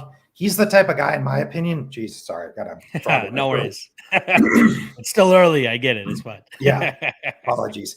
He is the type of guy that I want to back as a big dog. Like, I'm fine to lay a small unit size. I understand the knockout risk, but he's going to be a guy who's going to go out there and fight for my money. So, well, like I said, I'm not convinced he's fragile yet. I think he can give Onama some issues. So I'm actually going to go with the upset here, but Onama does appear to have some pretty good hardware. So we're going to get dicey and go Landwehr by points at plus 550. It seems like, 12 fights into the breaking down this card that our betting card at the end of the day might end up looking the same because we pretty much agreed on pretty much everything. And if I took anything from quickly as skimming through the Club and Sub podcast last night, especially the main event, we might be on the same side there as well. But yeah, I laid the half unit on Landwehr at plus 240 on myself last night because I see this exact same things that you guys are seeing as well, right? Like, are we banking on David Onama to go out there and get that first round knockout? That is the most obvious outcome, which is what the odds are indicating, and it's obviously in play. But we always have to wonder how fights play out if that guy does not get that early knockout, right? Like Nate the Train can put that pressure on you. Nate can wrestle. Nate can make it very difficult for you to actually land that big strike and try to get you out of there. Not to mention Onama taking this fight on short notice, just a month over that fight that he had with Garrett Armfield. And I took a half year shot on Garrett Armfield as well because, I saw the funny thing is, like, obviously the reason that was a big fight was because they fought on the amateur scene before, right? And they had a slugfest for 9 minutes, whatever it was for the amateur rounds there. Then you go on and watch the rest of Garrett Armfield's career and find out that he has a wrestling background, which he didn't even use a little bit in that first fight. And he's actually using it effectively in future professional MMA fights. So I'm like, if he can go out there and secure those takedowns and do some work there against David Onama, he likely has some success and looks pretty good at plus 400. And he did. But then obviously David Onama wraps up a choke and gets him out of there. The difference from the first fight and this fight or that fight was that there are different weight classes now, right? Armfield fights at 135, Onama normally at 145 now. So yeah, definitely some size on his side in that fight. Here against Nate the Train, Nate's going to make it very difficult for him to have much success. He'll be in his face. He'll be looking for takedowns, I think, and I think he's going to be looking to grind David Onama down. And I think the reason everybody's so big on David Onama is, sure, knockout victories over Gabriel Benitez will do that. But it's also that fight that he had with Mason Jones. But what people fail to realize about Mason Jones is he's so goddamn hittable that almost anybody could have an entertaining fight with him as long as their durability holds up as well. That's why he looks so good, is because you can hit him over and over again, right? He has that like Vicente Luque syndrome where like he'll be a great fighter if he can continue to bank on his durability, which Vicente Luque can no longer bank on his durability, or at least not against guys like Jeff Neal. At a certain point, it's not going to work out for you, as we saw in Mason Jones' last fight against Ludwig Klein. Come in with a different type of game plan. Don't slug with this guy, and you'll likely be able to get your hand raised. Nate the Train can make this all sorts of dirty. Nate the Train can make this all sorts of a close fight, which is why I just don't understand why people are willing to go out there and pay that minus 300 on David Onama. If you're willing to pay minus 300 on David Onama, it means that you believe he knocks him out. You're getting Onama by KO at plus 120. Pay that instead. Or inside the distance if you think you can club and sub him, and that's sitting around minus 120, minus 125. That is much better than laying the minus 300 on David Onama, because should this go the full 15 minutes, I don't know what his chances would be of actually getting that decision over Nate the Train, who will likely be the busier party here. So, like I said, I already took the money line on Nate the Train. I think it's great where it's at. It's getting even better. So I wish I actually stayed off for it a little bit longer so I can get that plus 250. But I'm more than happy with the plus 240. But if you want to get a specific prop here, Landwehr by decision plus 550, like Luke already said, that's probably the way to go. I'd be surprised if he finishes Onama, right? Like Onama, still young, still very durable, and I think he still has damage that he can take in his career before we have to question his durability and ability to see judges' scorecard. So I think he has that going for him. But yeah, I really like Nate here. Last thing I say about this fight, David Onama. I said it in my Action Network article that I broke down this fight in, hoping to go 2 for 2 for picking underdogs in the co-main event here. But one thing I said is he benefited from having like a boxing type career come up. And what I mean by that is like all of his fights were in Kansas City, where he's from. All of his fights were under the banner that his head coach runs, FAC, and I think he also used to run KCFA or whatever it's called. So he's getting tailor-made matchups for him, and he's showing some, facing some adversity in those matchups, right? There's a couple fights there where you see him and his takedown defense getting exploited in certain spots. There's not enough statistical data to prove that Nate the Train has a decided grappling advantage over him, but you just have to watch his entire career. Like, not even his entire career, but go back to his M1 Global days as well, where you'll see him use his grappling effectively as well. So, yeah, I think David Onama, like you, promising career ahead of him, but in 2022, you can't be having him as a minus 300 favorite over a guy like Nate the Train, who's had experience from all over the world against high level competition as well. So yeah, Nate the Train is the pick for me and Luke, and we both like the decision prop as well at plus 550. All right. That will bring us right into the main event. But before I do that, shout out to the 100 live viewers that we currently have. Appreciate you guys stopping by and showing us love on this Friday afternoon. Make sure you guys hit that like and subscribe below if you haven't already. You guys can follow me on social media at MMALOT, and you can follow Luke on social media at SWR_betting. Make sure you guys go show him some love. And then obviously check out the podcast that he does every Wednesday night with the guys over there at the Club and Sub podcast, as well as the usual alternate for the Prop and You Up show, John Stargarian, 10 p.m. Eastern on Wednesday nights. Club and Sub podcast. Make sure you guys go show them some support and add another breakdown and podcast to your rotation, which I promise you guys will very much enjoy. All right, let's get into this main event. We're going to be talking about Marlon Chito Vera taking on his toughest test to date and Dominick Cruz. In terms of odds, we are getting chalk on the Marlon Vera side, who's coming in at minus 240, plus 200 the return on one of the bantamweight goats, Dominick Cruz. And I thought I would never say that in my life, Luke. Plus 200 on Dominick Cruz is the line that we are getting on a guy that's, against a guy that, he's on a 3-fight winning streak. I get it. Good win over Davey Grant. Lost the first round to Frankie Edgar to footwork, pace, and movement. Sounds kind of familiar with what we're going to be breaking down in this fight. And then obviously, turned him into an NFT in round 3 there with that front kick up the middle. And then the Rob Font fight where he gets outstruck almost double, but still goes out there and lands the knockdowns and is able to give Rob Font trouble and then eventually get that win. So I get the narrative on Marlon Vera, right? The trajectory of both of these guys' careers is Marlon Vera's on the way up.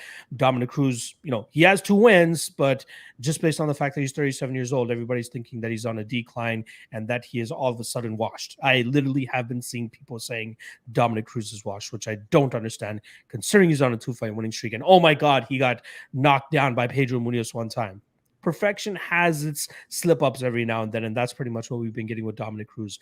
The best thing about that knockdown, though, is the fact that within the same round, he still went out and won the rest of that round. Like, it's not like that knockdown did too much for Pedro Munoz, other than maybe scoring that round for him. But we did see Dominick Cruz come back and go back to exactly what he does. Footwork, that figure 8 footwork style that he likes to do, output, and he stuck with it. So I think he still has shown us that as brittle as his body may be, he still goes out there and can fuel the type of performance that he needs, right? His body can still go out and do what he needs. The footwork, the output, the movement. He can even change levels and go for takedowns if he needs to, which I think will be prevalent in this spot. Like, I think giving that different look to Marlon Vera with changing levels and going for takedowns will keep Marlon Vera a little bit more hesitant. Marlon Vera is the guy that depends upon big moments in fights to win them, right?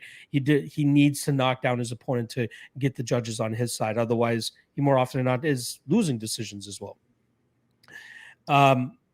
I just don't know how you can bet Marlon Vera minus 240 in this spot. A lot of people believe his best winning condition here is winning inside the distance, winning in later rounds, thinking that Dominic Cruz all of a sudden is just going to fall off in rounds 4 and 5 and get finished and knocked out. So if you want to play Marlon Vera, go ahead, play round 3, round 4, round 5. You're getting a much better price tag than you are getting on his money line. But I really like the Dominic Cruz side here, man. Like, until he goes out there and actually takes a legitimate loss to somebody that I don't consider to be one of the greatest, some of the greatest fighters of all time, right? Like Henry Cejudo, Cody Garbrandt. That performance of Cody Garbrandt was one of the greatest performances we'll ever see. And, that Cody Garbrandt is no longer the Cody Garbrandt of 2022. And then the Uriah Faber fight from way back in the day, even before Dominic Cruz came to fame and became one of the greatest bantamweights of all time. Those are his only losses. If he loses to a guy like Marlon Vera, I am willing to say, okay, now I'll have second thoughts about betting Dominic Cruz going forward. But you could do much worse than betting plus 200 on Dominic Cruz, and even by decision, plus 275, plus 300 on him to win by decision, which is probably his most likeliest outcome. So yeah, this is just a long-winded way of me saying Dominic Cruz is the side here on the money line. No ifs, ands, or buts about it. I also like on DraftKings, if you guys have access to it, decision only Dominic Cruz plus 150. I think it's highly unlikely that Marlon Vera wins a decision like he did against Rob Font that past time. I think Cruz at least banks the first 3 rounds. Maybe even the first 3 out of the first 4 rounds. But I think he banks at least 3 of those rounds off of output, not being hit, and getting a decision victory. Last thing I'll say, that I'll bring it on over to you. Everybody's saying, oh, Rob Font, great striker. Look at how many times he got touched up. Dominic Cruz has a 71% striking defense rate. Like, the guy moves well, does a good job of hitting and not getting hit. Rob Font at times is standing in front of Marlon Vera waiting to get hit, it seems. Dominic Cruz is not going to be there to get hit. It's going to be one of those, like, looping, unforeseen shots that Marlon Vera will likely touch him with, but I don't think he's going to be able to touch him with enough of that brunt of the shot to hurt him, to knock him down, or cause any big moments in the spot. If there are big moments, they'll likely come later, but I'm not sold that Dominic Cruz is just going to have this tremendous fall off a cliff moment and Chito Vera just absolutely takes over in rounds 4 and 5. Give me Dominic Cruz. Give me Dominic Cruz by decision plus 275. Give me Dominic Cruz decision only plus 150. Give me Dominic Cruz money line plus 200 as well. God damn it, Luke. What are your thoughts here? I feel like you're going to be adding to my argument, but please try to make a case for Chito Vera and then ultimately give us what your favorite spot is for this fight, as well as your favorite prop. Yeah, dude, you pretty much hit on all the main talking points of the fight for me. So there's not. I got fired up this week, Luke. I'm sorry. I got fired up this week with the disrespect being thrown at one of the bantamweight goats. No, yeah, like I said, I think you broke down the fight really well. This line is just disrespectful to Dominic Cruz, in my opinion. I might rehash a couple different things you said, but at least from like my primary argument standpoint, because the talking point is that Cruz is washed and he's done. I concede the fact he's gotten hurt more. That's a very concerning here. I do acknowledge that.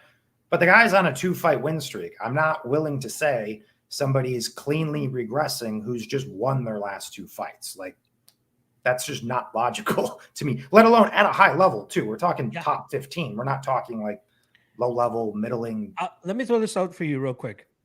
Casey Kenny versus Marlon Vera, who would you take? I'd have to think about that. I don't know. I feel like I would take Casey Kenny there, right? Like, the grappling advantage that he has in that spot, if he's able to like put on a pace and put on an output and mix in takedowns, I think he could give Chito Vera some issues.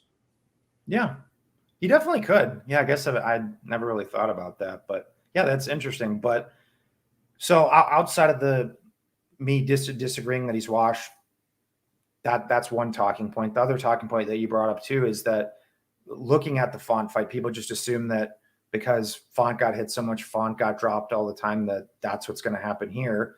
But your point, Cruz isn't Rob Font. He doesn't stand in front of people like that. Font, if you're familiar with his general style, he is a lip of the pocket boxer. That's what he is. It's not Dominic Cruz, like, at all. That's not what his style is, right? So I don't think that's a fair comparison, first and foremost, for people that are primarily using that benchmark. I am concerned still Cruz getting hurt though, right? And that's kind of the thing with Cheeto. But despite the improvements that I've seen from Cheeto over the years, there's a lot of things with Cheeto Vera that have just not changed. I'll list off a few of them. He eats strikes at a ridiculously high clip, defending at only 50%. He's always been hittable. That's never changed about his game. He's an incredibly slow starter. Never changed about, I think on average, he's lost like 80% of his first rounds or something in the, like, it's a ridiculous number. And so to just kind of touch on what someone said in the chat, like, if you like Vera, why would you bet him pre-fight and just bet him live after one? You're going to get a better line on his, but he's going to lose the first round in like a ridiculous amount of scenarios here. I feel pretty confident in saying that. So if you like Cheeto money line, just bet him after one. You're going to get a better price. And then the cardio too. Everyone talks about the cardio of Vera, which is very good. Not disputing that, but we're not going to talk about the cardio of Dominic Cruz. Like Dominic Cruz thrown out for some reason. Dominic Cruz is 6-1 in 25-minute fights. The only lone blemish coming to Cody Garbrandt, which you touched on, was an all-world performance from Cody Garbrandt, which is just never going to be duplicated. And even in doing so, Dominic Cruz still won 2 rounds of that fight. It was not as one-sided as people made it out to be. Like I said, this guy had to have a career performance to not only beat Dominic Cruz, which he did.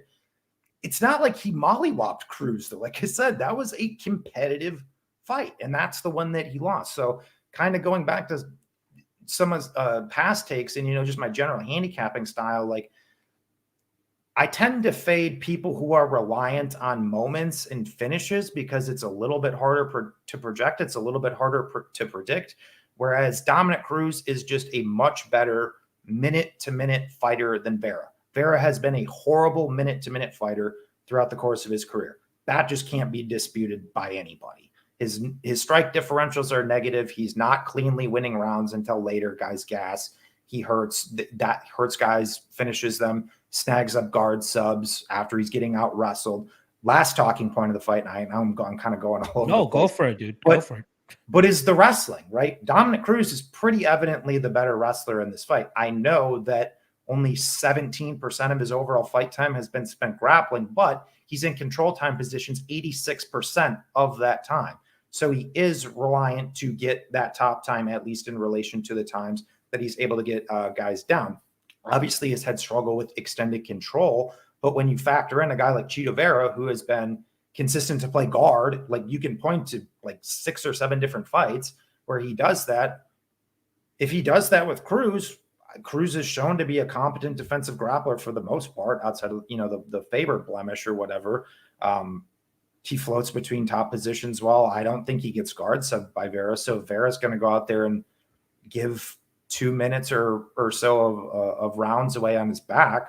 There's a path to Dominic Cruz there. And then let's extrapolate that just a little bit more. Let's say he doesn't get the control time potentially on Vera. Well, going back to the point of Vera not being a good minute-to-minute fighter and Cruz being a good minute-to-minute fighter. So let's say it is competitive minute-to-minute. We don't have a big Vera moment. Well, the Vera moment that could steal him around, why can't a Dominic Cruz takedown steal him a close round 2? Like, I haven't heard that talked about by anybody, right? And we're talking about one of the smartest fighters to ever grace the octagon as well, right? Yeah.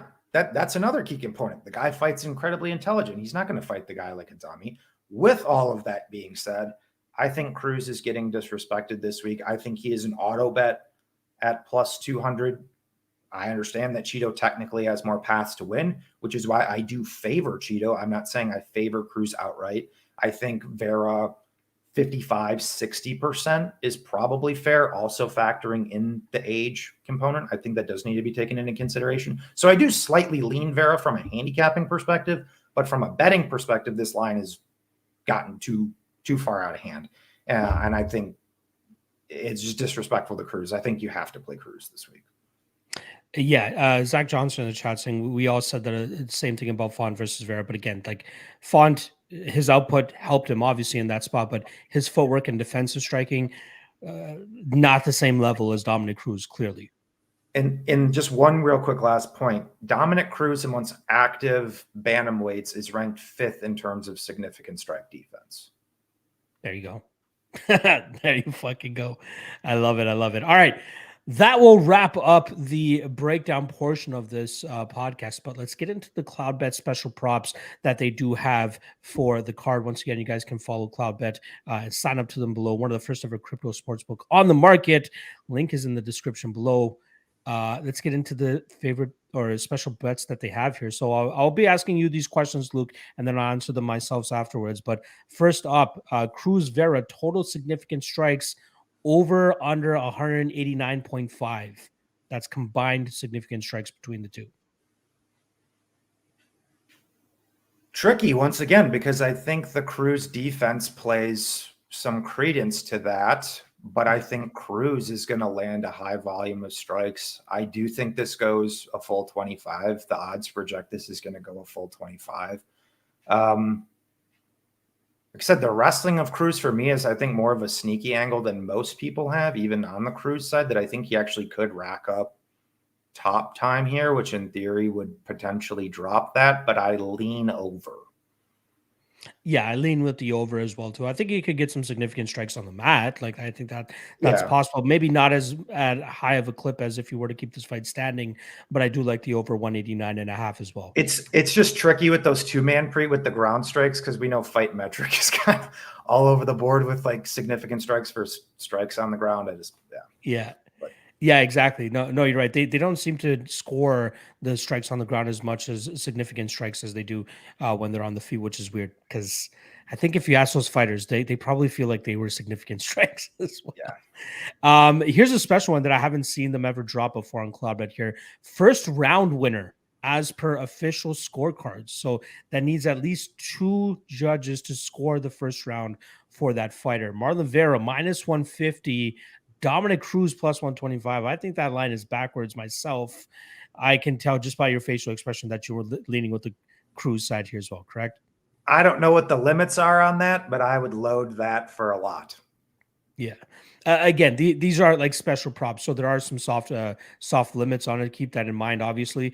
But yeah, if you do have CloudBet or wanting to get on CloudBet, that's probably the prop that will lean you into jumping on CloudBet. So I would generally put Cruz like minus 200 on that. Yeah, no, I agree. I absolutely agree. I wonder why. Maybe they're just trying to bait people in with that line and hoping that fucking Vera lands a knockdown or something. But again, historically speaking, Marlon Vera not a good round 1 winner. All right, Marlon Vera knockdowns over under 0.5. I do think he does knock Cruz down once. I'm going to go over. Yeah, I'll go with the over as well. It's at minus 143, so they do see a little bit of, that happening and some credence to that, which is why it's that high. All right, here. This one I'll have to quickly explain to you, Luke. It's the USA main card performances. So they have performance points that they put together. It's you get 25 points if you win via stoppage. You get 10 points if you win via decision. They currently have it set at over under 24.5. So this is main card fighters that are American. So let's just quickly see who those guys are here. Main card, Gerald Meerschaert, Devin Clark, Nate Landwehr, and Dominic Cruz. What are you thinking here? Over under 24.5 total points that they'll be able to rack up. Stoppage decision. I mean, I am getting dicey on Landwehr and Cruz this week. Obviously, the odds would not indicate that, but we got Clark. I'll go under. I'm gonna go under because I think we get I think the Clark is the swing one here for us, but I'm thinking Clark loses. I'm thinking Meerschaert loses, but I think that Cruz and Landwehr both win by decision, which still only gives us 24 points. But you're thinking over with the Devin Clark one, correct? Yeah, I'm thinking over just from like my general stance on the fight, but even like based on the odds, I think it would actually be a wiser bet based on the percentages to probably play the under, if that makes sense. Minus 114 on the under 24.5. Main card total takedowns. So total takedowns from Meerschaert, Silva, Lipski, Cachoeira, Clark, Mirzakanov, Yarigui, Lucindo, Onama, Landwehr, and Vera Cruz. It is set at 11.5. What are you thinking? Under. I will probably be leaning with you there as well, because I don't think we see the Meerschaert fight go long enough to get us, multiple takedowns. Cachoeira, we might be able to get 1 or 2 takedowns from Lipski there. Mirzakanov, Clark, I think that finishes even without a takedown, with Mirzakanov bonking him early. Yadong, I think she stuffs the majority of takedowns, but even so, let's give Lucindo 1 takedown. That's 3 takedowns total. Landwehr, Onama, let's say Landwehr lands 3 to 4 takedowns. That's still 5, 6 takedowns. And then Cruz, Vera, like we might get close if Cruz does go out there and shoot for more takedowns. So we might get closer to like 9, 10 takedowns, but I still do think the under 11.5 will end up hitting. Yeah, I think that should be I think 10 would 10.5 would probably be a fair line in my opinion. So I think the under is interesting. All right, we got one more page of these we can quickly go through. Then we'll get over the 3 best prop bets. Next one here is which main card fighter will record the fastest finish? What are you thinking?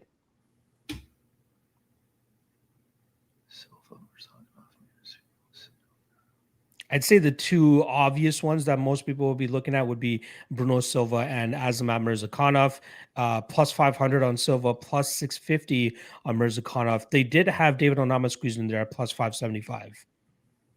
Yeah, I'm probably gonna go with it's the cop-out answer, Silva. I think they have that line correctly. Probably the long shot I would take though is Yargui. Oh, you think she could get it done the quickest on the main card? Plus 1,000, not a bad line either, though, especially considering the striking discrepancy that we're expecting in that matchup. All right, fight of the night. What are you thinking we get here? Who wins fight of the night? These are tough because usually, even if it's a banger, but ends in 3 minutes, they usually don't give those fight of the night. So I'm actually going to go Landwehr Onama at plus 1,200. Like I said, I think if Onama doesn't kill him, I think Landwehr is going to give him a scrap, blood and guts war. Let's go Landwehr Onama plus 1,200. I like that. You know what? I do like that myself, plus 1,200. I was kind of surprised to see that number there, but I think they are expecting Onama to get that quick finish, which will likely get them out of that fight of the night discussion. But I think it's very, very live, especially at those odds. I think Vera Cruz is definitely up there as well, considering we'll likely get 25 minutes of a war there. But I think right after that would likely be Landwehr versus Onama. All right, last one. Fastest finish on the entire card. What are you thinking here? Oh man. If you're in that Charlie Ontiveros truth crowd, plus 2,400, you want to test it. I mean, plus 800 on the round 1 already. I'm just kind of messing. Yeah, plus 2,400 on fastest finish would not be a bad spot, though. Let's be honest. I guess whole card instead of I would going back up to the first one instead of saying Silva main card fastest finish, I would go plus 1,000 on the Yargui fastest main card finish, and then take plus Silva as the fastest, overall at plus 1,300. Yeah, I like that as well. Plus 1,300 would probably be the best way to go about it. All right, let's get to our 3 best prop bets, and then we'll get on out of here. I'll start it off as normal. I hope you guys love the quick edit that I made on the propping you up graphic here. Throw my guy Luke in there. All right, first one. I'm going to go Cruz via decision plus 275. If you guys couldn't tell how fired up I was about that breakdown, I had to go with that one. Usually I don't like taking the same prop as Cody or whoever my guest is, but I got to do it for this one, especially if I feel very convicted about it. So plus 275. Also, if anybody is scared of that potential Vera early finish or finish of any sort, DraftKings does have plus 150 on Cruz decision only to save you a little bit of sweat, if anything.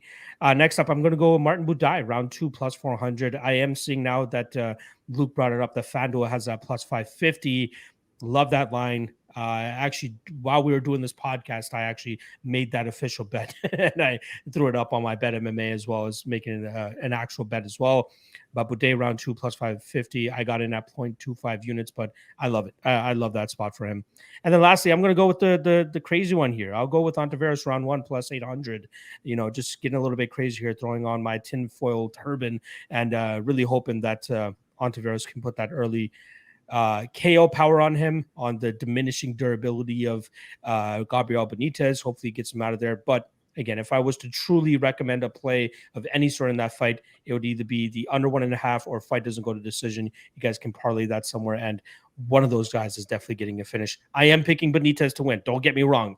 but it is hard to pass up plus 800 on Tavares in round 1. All right, Luke, I'll swing it on over to you. Cruz via decision. Guys, I wish that we had a little bit more dissension on this card.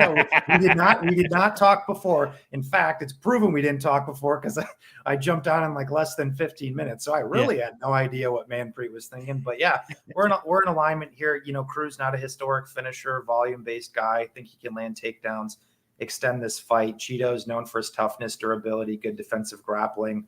Cruz obviously has value on his money line. If you want to get a little bit cute with it, I think him by decision is safe as well. I'm going my girl Loopy Godinez via decision, so my one chalk, prop of the card. But I just think it's going to be really difficult for Angela Hill to win minutes when she's going to get put on her butt for extended minutes here. But I also think she's proven to be a sound defensive grappler and being able to avoid sub attempts from a high-level black belt in Verna Jandiroba. She also has proven the durability to not get put out cold by one of the hardest hitters in the division and Amanda Lemos. So Godinez grind 30-27 all day for me. And my dicey one of the card, Nate the Train by decision at plus 550. I think Homeboy's going to survive the first round, and I think he's going to go out here and surprise some people. He's got proven elite cardio. I'm not willing to say that he's fragile yet. He's high volume. He has been able to mix in takedowns, and he is known to take over fights in rounds 2 and 3. You factor that in with the Onama short notice nature as well. I like Landwehr's cardio to hold up. I like his durability to hold up. I like Nate the Train to compete on minutes here and edge out a decision. There you guys go. 3 best prop bets from me and Luke. Hopefully we can cash 2 of them each. Maybe that would be great, including that Dominic Cruz via decision, because that would be amazing. And I can't wait to see what the crowd will be like next week when they're ripping up their Chito Vera tickets. I'm also ready to take all the punishment in the world verbally from everybody if Vera goes out there and starches him as well. But this is the game that we play, Luke. We put ourselves out there. We give our takes, hot takes, the sheep takes, if you want to call it that as well. But we try to stay firm with our spots and say it with conviction. All right, before we get on out of here, I want to give you one last opportunity to plug anything you would like to plug, and then I'll sign us off. Yeah, thanks for having me on, dude. Wasn't sure if I was going to be able to do the show or not, but was able to make it happen. Definitely fun. Always love chopping it up with you. Like I said, for the people, I wish we maybe had a little bit more dissension on this card, but I know.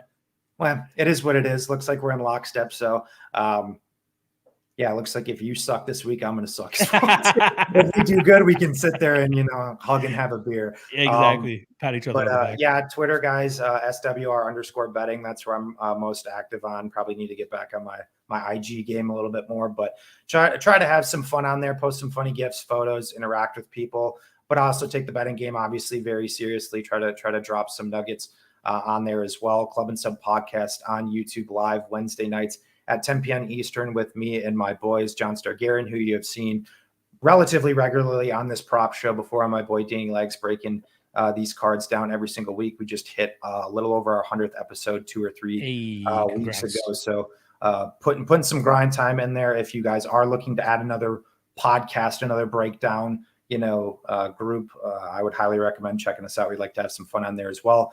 And then patreon.com/SWR betting. If you guys are interested, bets, content I do, full card breakdowns, parlay article, value proposition article. Obviously you guys really got in depth on that one for me today with the show.